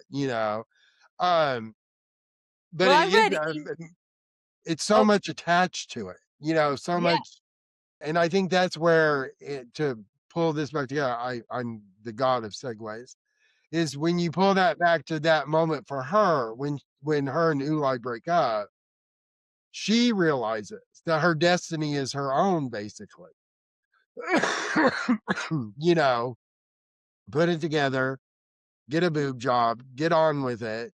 And she really took advantage. And I don't know, and we can talk about it as it happens, where that distinction of being commercially successful and being an artist are, and I think a lot of people see those as contrary. And I don't know that she makes a point for them coexisting, but where does that fit? How do we see that? Well, her point, I think her point for coexistence is longevity and representation of performative art. That being looped in with education is kind Right, of where that starts right. as, and also, I mean, surviving as an artist, if you aren't coming from a wealthy family, how are you going to make enough money to survive? Well, and that's what people have often, I have students often who will say, well, how does an artist become successful? And I said, well, it's like, take, for example, Jeff Koons, modern pop artist. He's been working forever. He's well known in art circles. I always hate to say people are famous when nobody has any idea who these people are. But I'm like, But their work is well known, and yes, and seen. I mean, if you saw it, you would recognize it. And the thing is I remember thinking that same question is how did he move from being a little pop artist in New York to being this monumental artist who could work on a scale and in a way that most people can't. And in his documentary, he says, I made tons of money as a stockbroker. And I took all that money I made and I invested it in making these huge artworks that people couldn't ignore. And he said, and so it just kind of moved in that direction. But that money has to come from somewhere. I always had a great admiration for him in that at least it was his. I'm like, it was his money. I thought you were going to say, and I took all that money and I put it into myself. But it's true. We self-finance so much. I mean, I'm on a much smaller scale and have Yeah, a much smaller job, but like every flight or shoot or equipment, that's been paid for out of my own freaking right. pocket. Well, it's like I got so you know those. Oh, see, here we go. I'm about to go off. But you know, say for example, there is no way in heck I would be able to afford a letterpress at this juncture in my life, and I can't put it in my second floor apartment. So my sisters got me one of those. I don't know if you're familiar with them in Europe, but they're called provisional presses. Yeah, I've They're seen those. like a little proofing press that are made. And Jennifer and Gail got me one for Christmas. And I still have to put it together, but it's here. And I'm like, you know, just that notion alone can change the trajectory of what I've been doing. I mean, you know, because you work in a certain way because these are your limitations. And when you take those out, you know, and what I think she realized is if you could sell part of it, then you could put that money in to where you wanted it to be. Yeah. And that is brilliant. And you're at a point now where I don't know because I was trying to remember if she talked. I've seen her talk since it. I mean, it's amazing to think this is 14 years old now. I mean, you know, it's like she's much older, obviously, as we are. And she's also talked to, I've heard her talk. And I don't think it's in this that she talks about it, but she did talk about changing because she was getting older that she had to start changing what her point was of her own existence, of her own life. You know, it's like, what do I do now? Because I can't obviously do, you know, the things I mean, she's 75 years old or that, you know, almost 80 years old. That's crazy. Yeah. Yeah, you know, and that decision that you have to go, obviously I can't cut myself up with razor blades anymore. I mean, you know, I'm an 80-year-old woman, you know. Well, she did mention in the film already that she was transitioning. Uh-huh. Uh, and so let's get back to the film Yeah, and how that's going to go. I'm going to pause it or put yeah, you on because mute. there's still an hour left of this, so we're gonna. Yeah. Okay. I'm at 47:35. Do you think there's any chance that they could get back together? But I know, where the story's going. We know they aren't together in the end. I think he actually died, Oh, but you know the weird thing is because I thought this for a very long time. I think she realized somewhere after this interaction that this was a space that she didn't necessarily want. I mean, it's kind of like, yeah, that's what we were, it's what we did, but now it's time that we just do something else. I find him annoying as fuck, to be me perfectly honest. too. It's like because the thing is it's like I get it in some ways. No matter how whatever he did, there's not a performance artist in the universe that's as famous as she is, or is as successful as she is. No one gains that kind of attention. No one has that kind of acclaim. And the thing is I'm sure in some ways he's like, in the most hateful way of saying this at all, is like this. Who else was having this kind of exhibition film made, you know, and he's just right up in there. And it's like, it's in the way of him, it seems so opportunistic. You know, it seems so let me be a part of that because it's my only chance to be somebody, you know. And to play a little devil's advocate, I Yeah. mean, I do think equally because a retrospective is in so many ways, if you're alive, nostalgic, Mhm. that there I'm sure she got a lot out of it, and almost like Yeah. I know I don't remember exactly, but I know, the moment of closure almost happens on screen, Yes. uh, of her events, but something I never realized her talking about until this watching of the film and until we kind of talked about the meaning of the chair and the exhibition space there, was that she had the chair exhibition with him, or the series in which she was doing that, Right. he got up and left Yeah. Yeah. and was replaced by the audience. Yeah. I And mean, it it is true. I mean, there's something very interesting about how that pulls together. Yeah. It's also, and I think this is what's so interesting to me about it, is that I really wonder in some ways, in that way, there's such contrast to each other, you know, and her success and her ability to move into these things, I think becomes totally it's not because she's the greatest performance artist there ever was.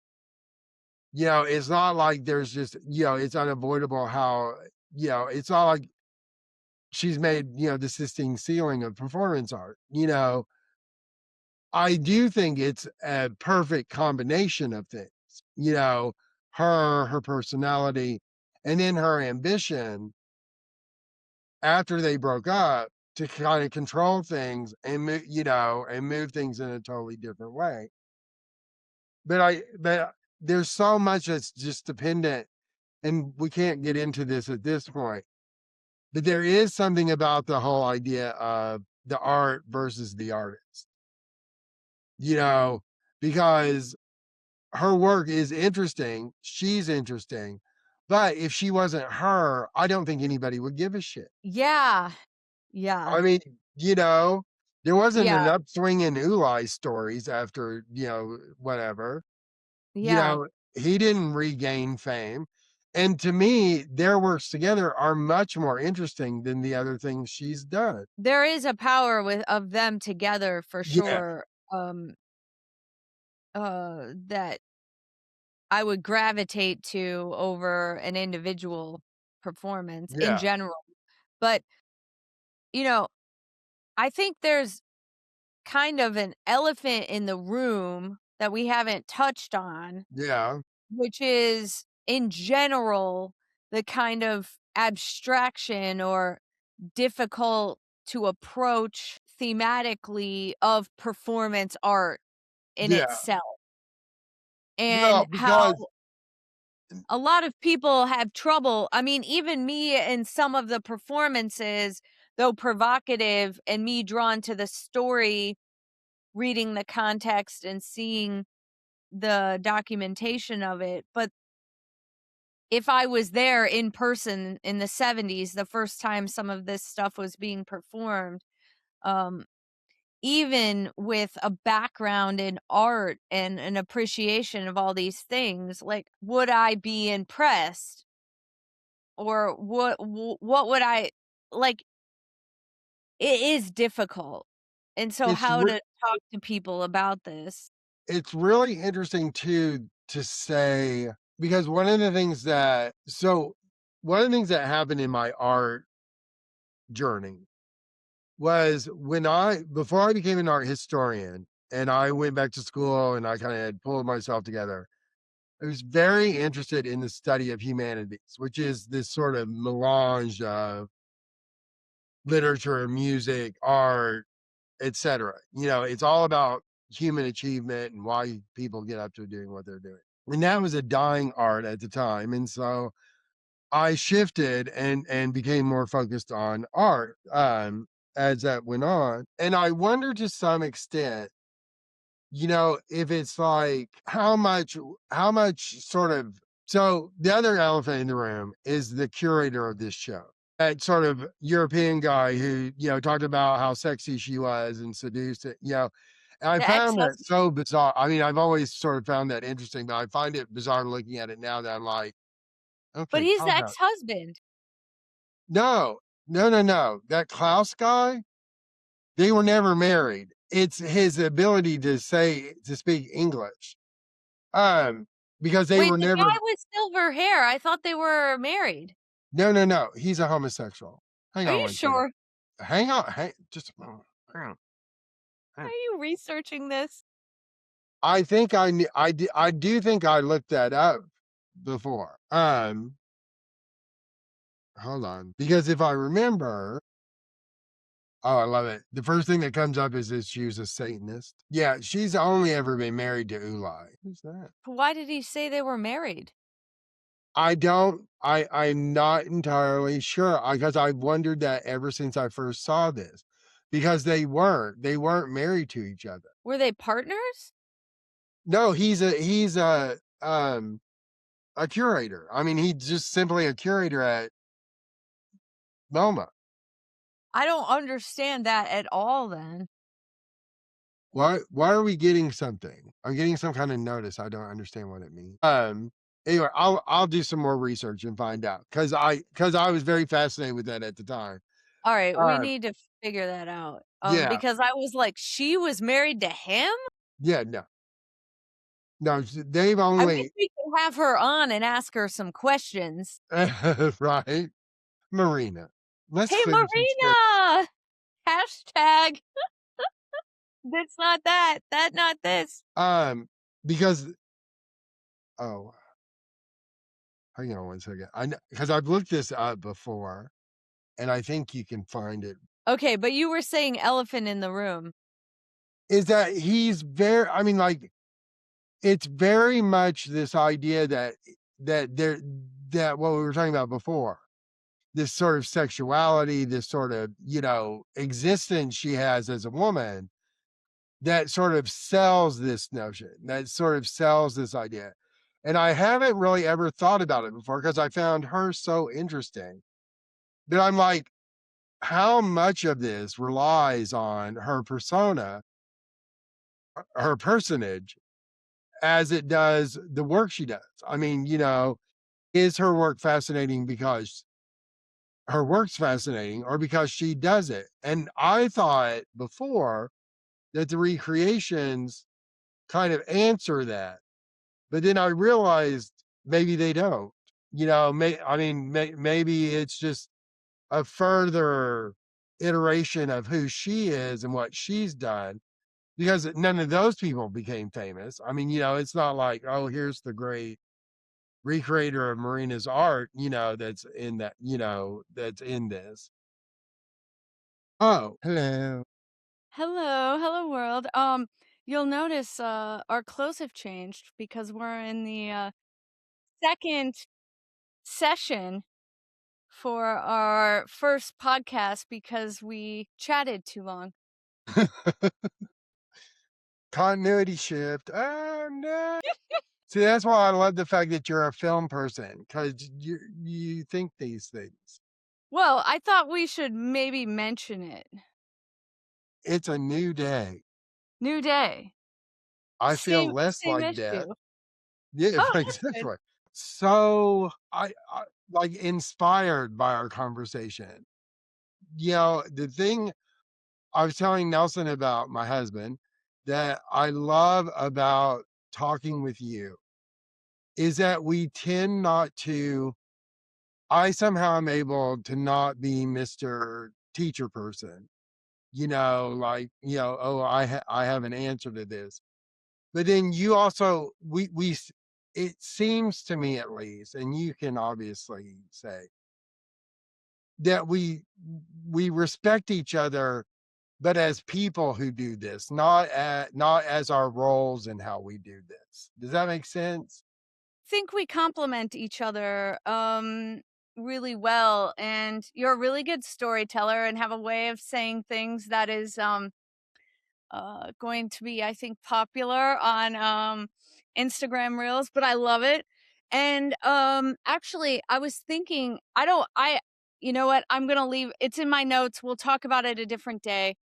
Okay. Um, let's focus on getting through the movie. We're about a little over halfway, but I think now it wraps up quicker towards the end. It does. I mean, it becomes sort of a one path. It's like how the retrospective happens, the end of that, and then moving on. It's not as I don't know how you would describe this in like documentarian terms, but it's not so much establishment. Well, yeah, we have the climax of the story, which kind of is the change in trajectory of her career, which we'll talk about. And then after that, it's almost like we call it the falling action and the conclusion. So it's Oh, wrapping things up, right. you know. So I do And have a couple of topics. I'm sure you have a couple of topics. yeah, there's a couple of things I want to hit upon particularly, but you go first.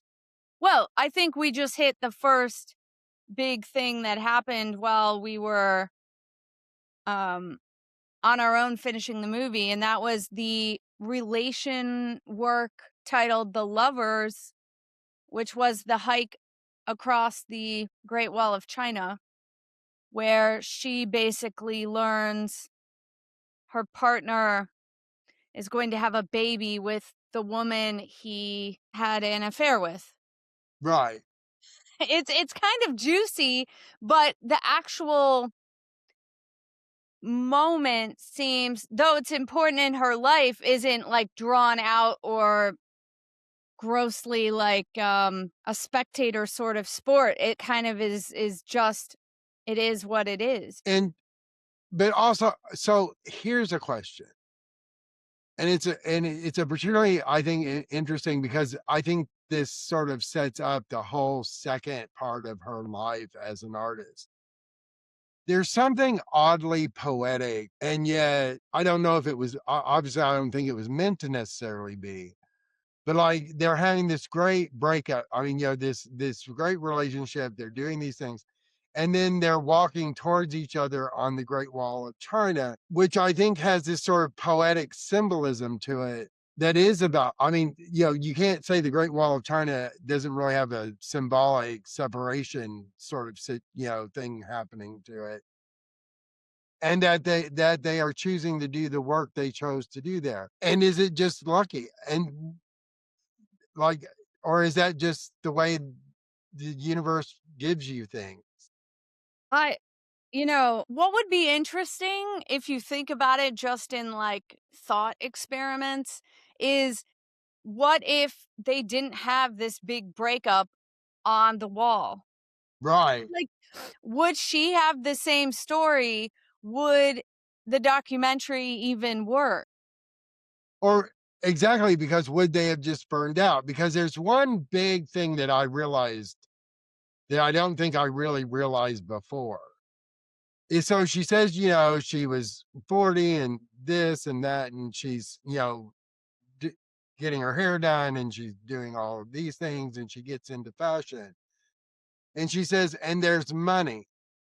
And what I have failed to really care about before, but I find is an interesting little tidbit in this is okay, so you lose Ulite, you lose the path you've been on. But then how do you hit upon this? Where's their money? Why is there money? Yeah. How do you emerge? I mean, like you go from, oh look, we're broke, we're in China, we're doing these things. Now I'm buying designer clothes in Paris and I'm Yeah. single. It's That like, was that is unclear. yeah, Where the money, I mean, certainly as she's gotten more well known and selling more works and things, that makes sense. But not, she did talk about it in a way that seemed to be, "Oh, look, we broke up and suddenly I'm getting new clothes and spending thousands on an outfit, and I have money for that. I live in this great loft." Like, right. I don't know. This is See, it mysterious. is.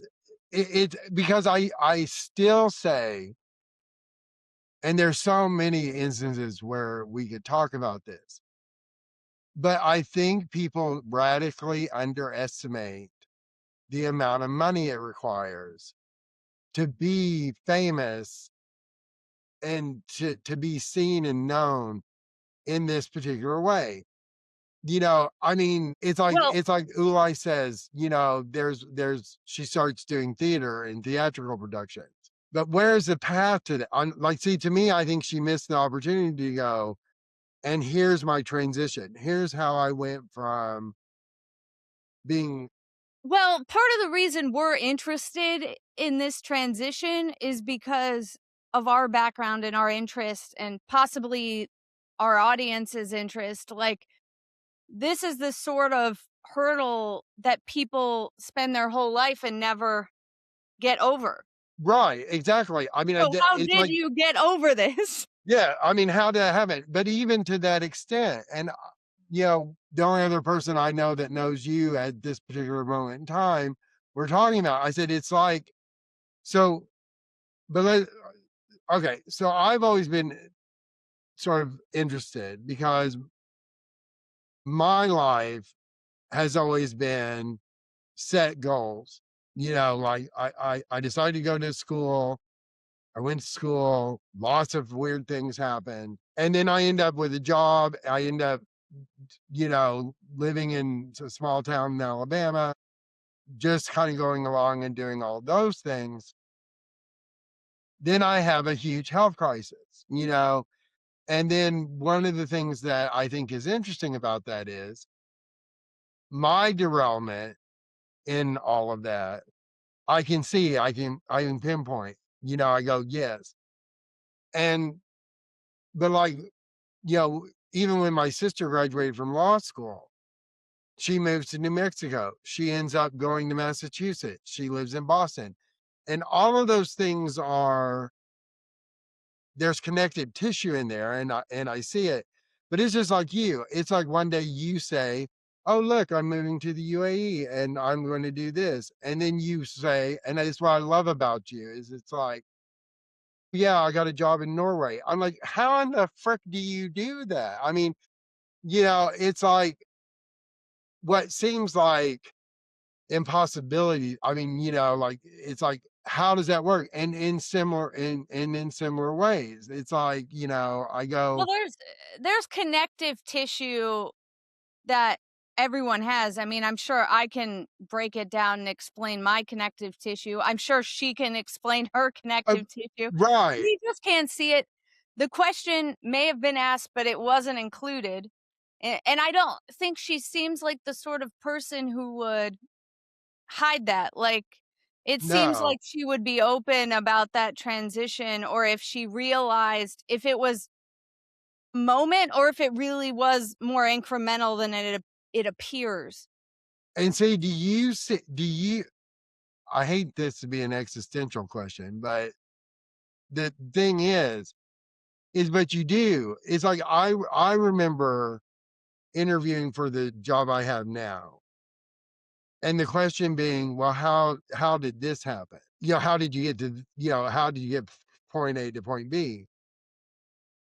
And if you look at it, particularly because I had a medical experience that lasted for several months, the aftermath of it at least lasted for several months, is I feel like sometimes I just woke up and like everything had kind of dissipate. Like it's like, where did everything go? And then I stop and I think, well, you had a job and you were working, and then you had COVID and you were home for a year and a half, working from home, not anybody doing anything. You had a stroke and a seizure and broke your hip. You were at home working and still doing all that stuff. And then within a matter of months, my husband gets a job in Florida, and within 2 months we've moved. I mean, and you're like, well, crap. I mean, it's like I, I was there for all of it, but it feels like it happened in an instant. But I mean, it was really a course of 3 years that Right. went from point one to or point A to point B. And like with her, it's like I don't know why I became so enthralled with that. I think because of where I personally am now, which is another thing about the whole art thing, is the response to how she is doing and what she is going through. Again, is so much informed how I receive it is so much informed by where I am. Right. what my concerns are. You don't hit it the same way every time. You know, when I was showing this in class and teaching this, I was working full time, I was going to school, and I was teaching. So I mean, some variations of those, but whatever. But my point of view hadn't changed in the process of encountering her and talking to people about it. Well, you imagine, I remember the first time I saw it was I saw it myself. Right, Then I brought it to students. And so that was a different experience. I was in the United Arab Emirates. That was a whole different experience. And how I looked at it when I presented it and how I had to talk about and couch it within the constraints or restrictions of the environment. And then now, I don't know, 6, 7 years later, I'm watching it again and it hits differently this time. And right. there's something to be said about that. And, I don't know what much more to say, but it will hit differently for different people, I think, depending on where they're at in their life. Then the idea that she moves, because it is interesting. I think, the fact that they did the documentary, that they picked up I mean, hundreds of artists have retrospectives that nobody makes a documentary over, and Right. nobody knows. Ulai's goes unnoticed until, his great reveal in that story, but he So doesn't have that. so for people playing along or may not have seen the film, during the retrospective, there's a moment that's documented in which Ulai comes in, sits down in front of Marina, and they have a moment. She breaks her fourth wall, as it is her theatrical kind of presence, and reaches out and holds Ulai's hands. They have a moment. Um, and I think it's very much for her and him. Even though we are watching it, it doesn't seem like that's something that, I don't know. That particular moment seemed very self-indulgent. I But wasn't did that you think it interested. was so this sounds really not very kind. Well, I wasn't interested. How much more unkind can you be? Well, that's true. It's self-indulgent art person. But the thing is, but it also seems somewhat not necessarily staged, but it's presented almost in this way as if this, and maybe it's the documentary's fault, that they have this dinner and they have this conversation and they don't show a lot about they're Right. interviewing him. They don't really. She seems to have fallen into this I'm cooking the soup bullshit. It's just like chopping vegetables and doing that, and he's smoking out in the garage. And it's like somehow they've become the couple you could almost imagine they would have been. But I think you're entirely right. I think if they had stayed in those modes, it would never have become this. No.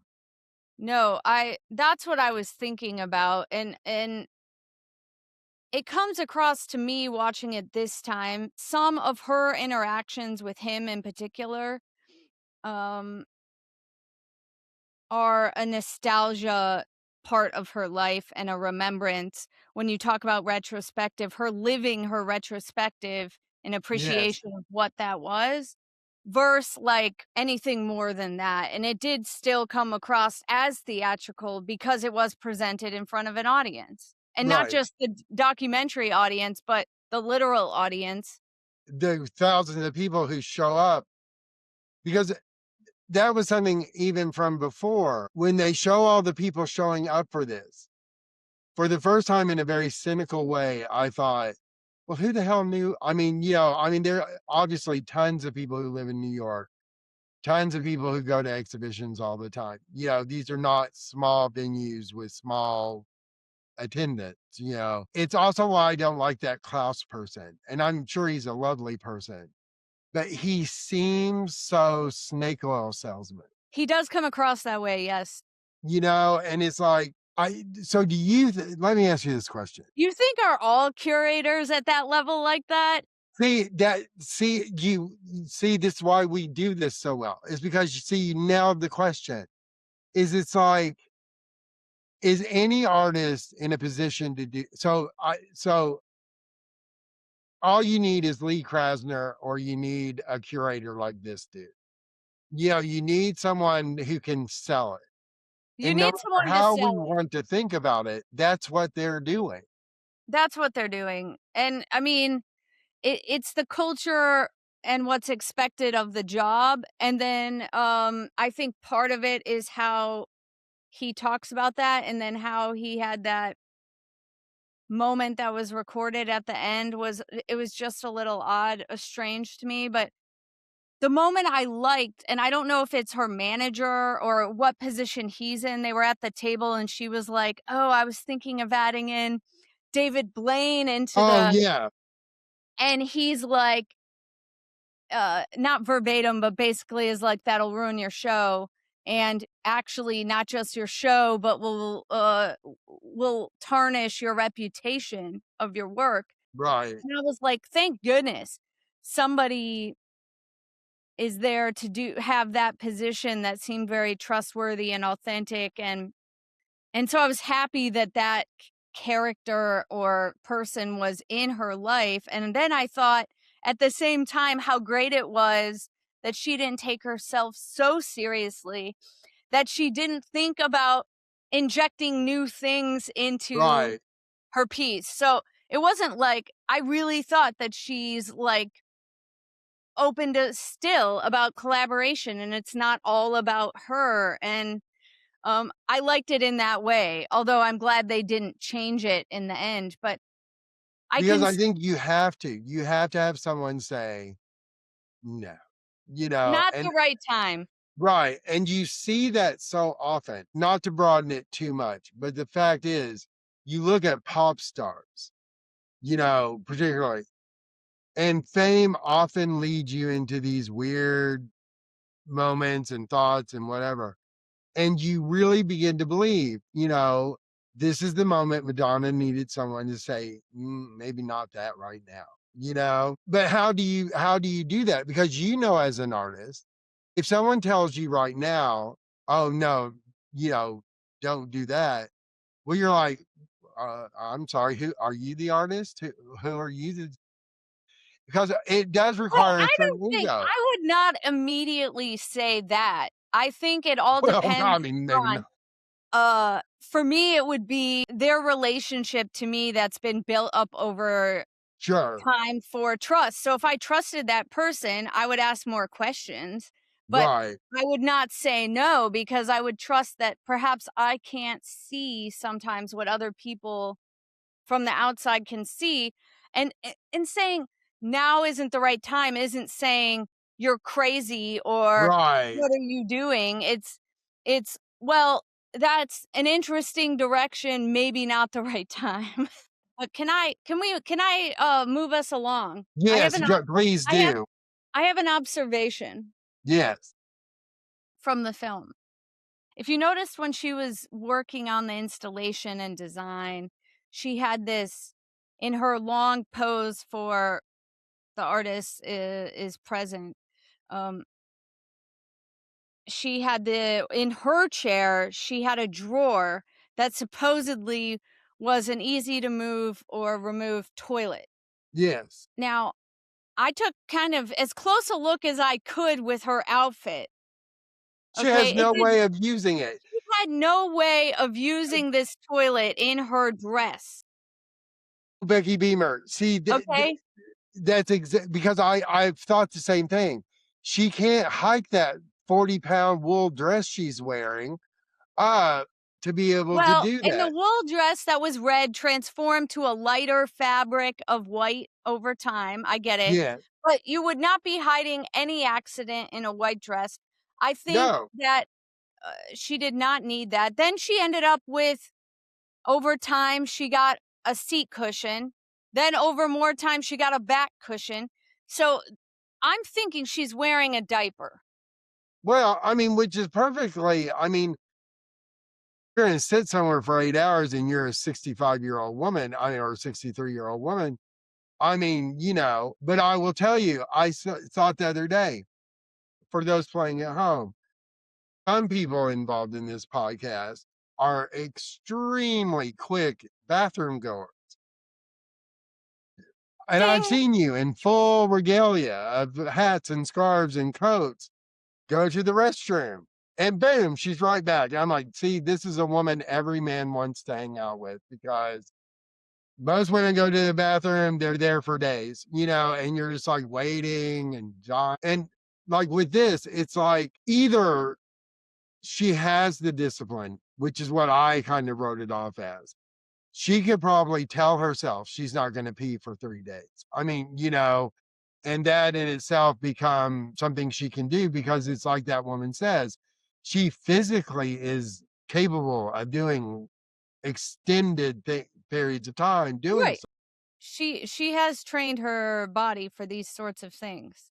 And I don't know that it's not something, again, not necessarily. So how did the filming of the retrospective inform what was done in terms of the making of the retrospective?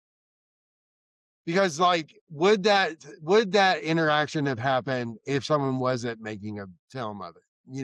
I mean, well, there were a couple things set up, I think, for the documentary to make sure that they were there, but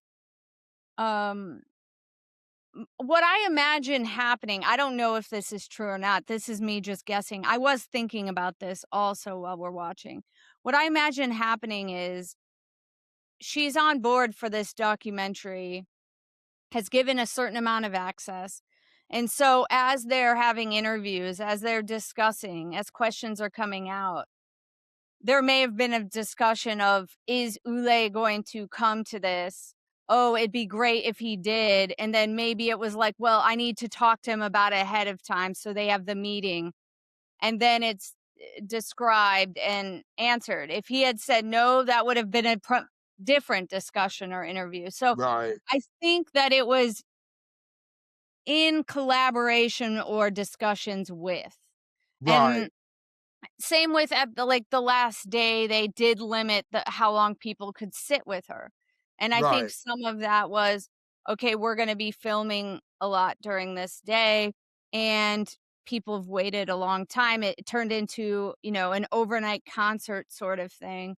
Mhm. A lot of things happened on that last day, and the camera was coincidentally or not, able to capture the people Right. crying, the person throwing things from the balcony, the woman who got undressed. Was all of that happening other days? I think probably not. Yeah. See, and how much of it, so in that way, But that would be a good question.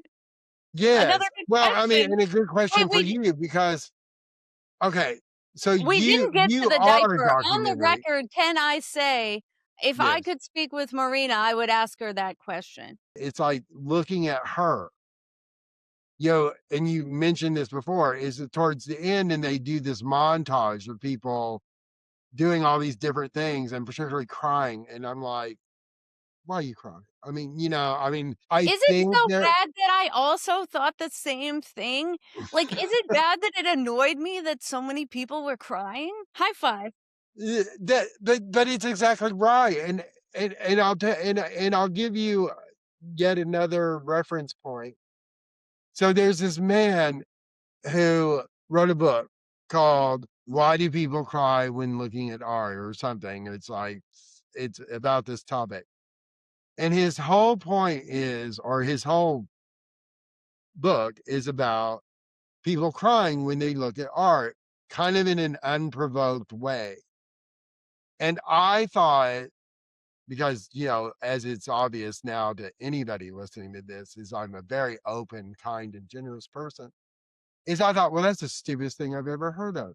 Because up until, this moment, I'm like, Why would you do that? I mean, unless something is moving to you or, it's telling you something. Hand to God, it must have been at least 5 years later. I'm in the Philbrook Museum of Art in Tulsa, Oklahoma. I'm looking at an European minor works by major artists exhibition. Okay. So Yeah. they're not the most well known things, but they are by upper level artists. Well-known artists. Okay. Yes. So I'm looking at a work by this Spanish painter named El Greco, who worked in Greece, and that's why they call him the Greek. But anyway, neither here nor there. And it's a painting of a cardinal's funeral. Again, not terribly, I didn't know him, it's from the 17th century or 16th century. And I'm standing there on my own and I start to just sob. I mean, I am like, and all I am doing is standing Oh, and looking at the painting. And I'm having this gutted emotional response that I'm like, what in the hell is what happening to was you? going through your head? How did that That happen? that's See, this is exactly what I'm saying. There's nothing. I'm just looking at the painting. Now, I will say I am somewhat informed by my own, however you want to describe it, opinion about what can be gained out of looking at art. I particularly do this in my humanities classes versus my art classes. Is I often describe this art viewing experience as a moment of shared humanity. Now, from multiple people who've stood in front of the painting and seen it, all the way back to the person who stood there and painted it. We are sharing a space in time and moment of looking at the same thing. True. And to me, that has a sort of devastating realness about it. There's this, I've gotten really into the idea of how we share humanity and yet crap on it all the time as people. Because I'm like, I just did this in prehistoric art. I'm like, what we know by this person making a handprint on a cave wall from 15,000 years ago is that someone who had a hand just like we do put their hand on this wall and made marking around it. And we know that is someone like us. Right. And we can recognize that. And we might even be enthralled by it. We may be inspired by it. We may have, some thought about it. I said, but we don't know anything about them. We don't know if they were a man. We don't know if they're a woman. Technically, we don't know anything about it, but that we can share that moment of humanity with each other. And if we can do that in that instance, then see the person sitting right next to you who economically is different or is ethnically different or is by language different or nationality is different. You could recognize the fact that they are human and none of these other things separate us as Dave, you're much as sounding like a glass half full sort of person here. I know. It's the most optimistic I'll ever be. Is but that you can do that. It's why I love it's in that way. And again, when we prick that little generous spirit, is I've wondered. I don't know if it's true at all, but I have wondered if there's something about that recognition that happens when they sat there and looked at her. Hope that's the case. It's a very generous spirit kind of way of People, looking at it. for example, the woman who stripped her clothes off and got naked kind of semi spontaneously, Yeah, um, yeah. and they interviewed after, was genuinely felt I felt like she was genuinely connected to the moment, to the artwork, to Marina, you know, Right. and, could it, without passing any sort of judgment, I do think she was being authentic to herself. and Right. was emotional about not being able to have that moment. So I am sure this is a reality for the people who had those experiences, like the mom who was like teary eyed and her kid was like, "What's wrong?" Like those moments seemed more real than the close ups of the crying. And I think part of that came across because of the way it was documentary, the way it was filmed. Do you when you met so you can imagine the production of this. Yeah. I don't necessarily have those skills. When they're so if you imagine when they're filming her in in the situation, are there cameras like is she being filmed from like every angle? Are they capturing everything that's happening around it? What it kind of appeared like to me, I don't know the actual setup. I'm just guessing Yeah, because it appeared like they had they had an angle of Marina, her close up facing her, like almost point of view of the person in the chair. right, So that was behind the person from the chair. It was locked down. They weren't near her, so it had to be on a tripod. They had the same thing on the other side for the subject. And then they had to have either another lockdown or a roaming camera that got the wide shots and the audience reaction and stuff. So I think we're talking about, at least in some point in time, not the whole 3 months or whatever, but at some right. point they had at least 3 cameras. My guess is at least 4 because they had someone also working to get, I don't know how, well, that person could have been roaming. We'll say 2 to 5 cameras working on that particular day, the last day. And see, and that really makes me wonder because it's like you're also and again, we live in interesting times. It's like with reality television. We know there's no reality to reality television, but these people sitting there sobbing and having their experience, there's also camera people and cameras and lighting and an audience. There's so many triggers of not having a untouched experience. Yeah, it's kinda like it's like in one part where they show there's, like, 2 children sort of sitting and they're staring at each Yes, other. yes. You know, they're probably having a more authentic experience of that idea than the people who are performing all of I mean, there is a reason to call it performance art. I mean, there is a performance going on. There is performance happening. I just don't know that people are so accustomed to the idea of the performance part being the audience itself.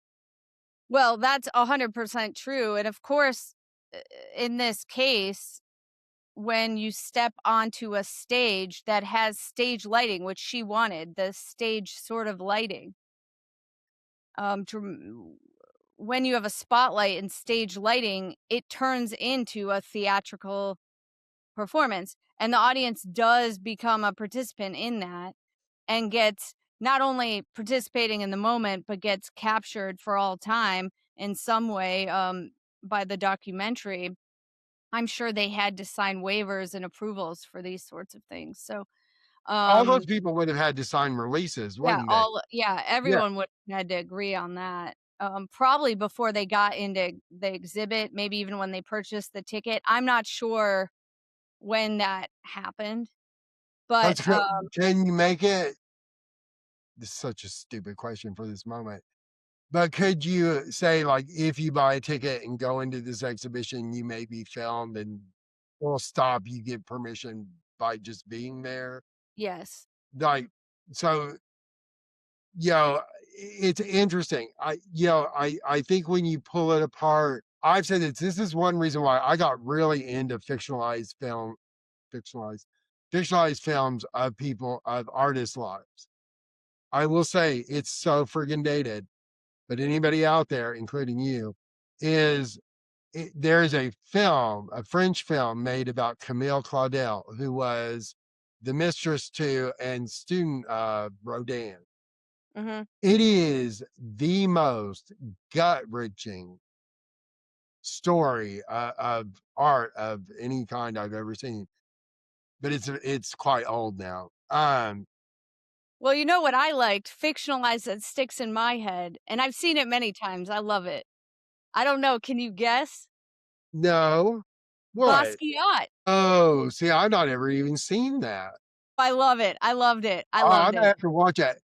It's funny, we moved to Florida when they had the, Basquiat exhibit at Orlando that was determined to be fake, and the guy went to, jail, and the FBI came and took all the stuff, and it's funny because I was trying to explain to Nelson, I said, "There's something wrong with this exhibition," and Nelson goes, What do you mean?" I said, "Well, not that I'm an old art snob, but," I said, "it just doesn't seem right." And I said, "And I don't know enough about Basquiat's art in general to, make any kind of comment about it, but it just did not work Well, for me." maybe we can dive into that another time. Let's Exactly. let's wrap up. Right. I had this thing that I wanted to say Okay. because she says at one point, the artist should not make themselves an idol. And I really honestly, I think you could say that about her early works, her other works. But this work in particular, I'm not entirely sure that's not what was accomplished. I you know? There's definitely an element. I don't think it's the only thing, the only Sure. commentary, but the way that we use idol uh in at least in society today, I think it would be hard to argue that her a retrospective of a live artist, a living artist, is not set up to be a little bit Idolizing or idolizing or yeah, idyllic or mm, I don't know the exact word, but yes. yeah. And see, and to me that to me that just struck because this work more than any other work seems about her. It Right. doesn't seem about an experience she's allowing to happen, but it's about her. It's about you sitting there looking at her, having the experience of her. It's not happenstance, it's not a universal experience she's giving to the world. It's a little more forced. And I do think in all of these ways, interestingly, as relevant as when I showed it or when I saw, excuse me, when I saw it for the very first time. I think she is talking about something broader than, and this is what I took away from it from the very beginning, is that she's talking that's much broader than just the artworks.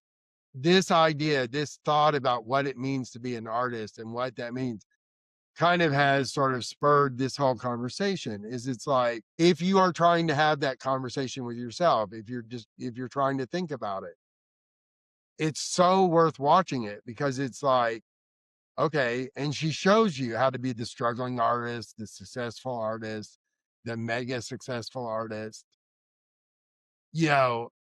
And I also like the fact that she doesn't spend a lot of time, toilet seat at the table aside, she doesn't really take a lot of aspect of it as from being a woman in that experience.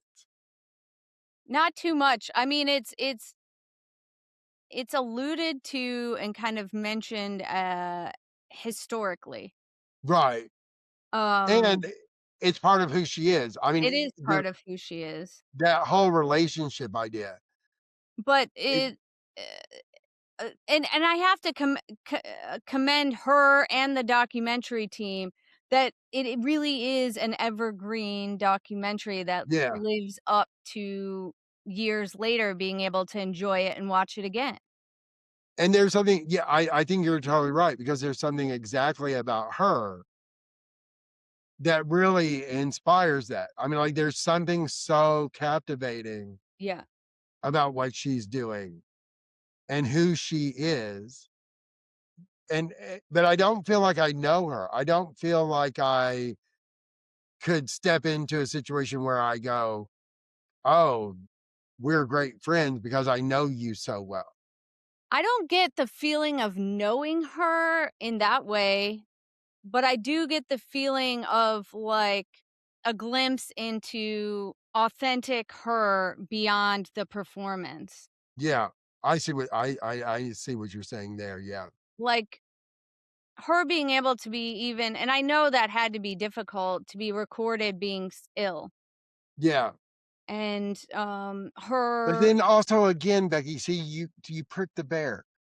But then also she's in this whole she has the oranges and the red robe and the red outfit and the red sheets, and she starts talking about this whole yeah, health holistic but color bread thing.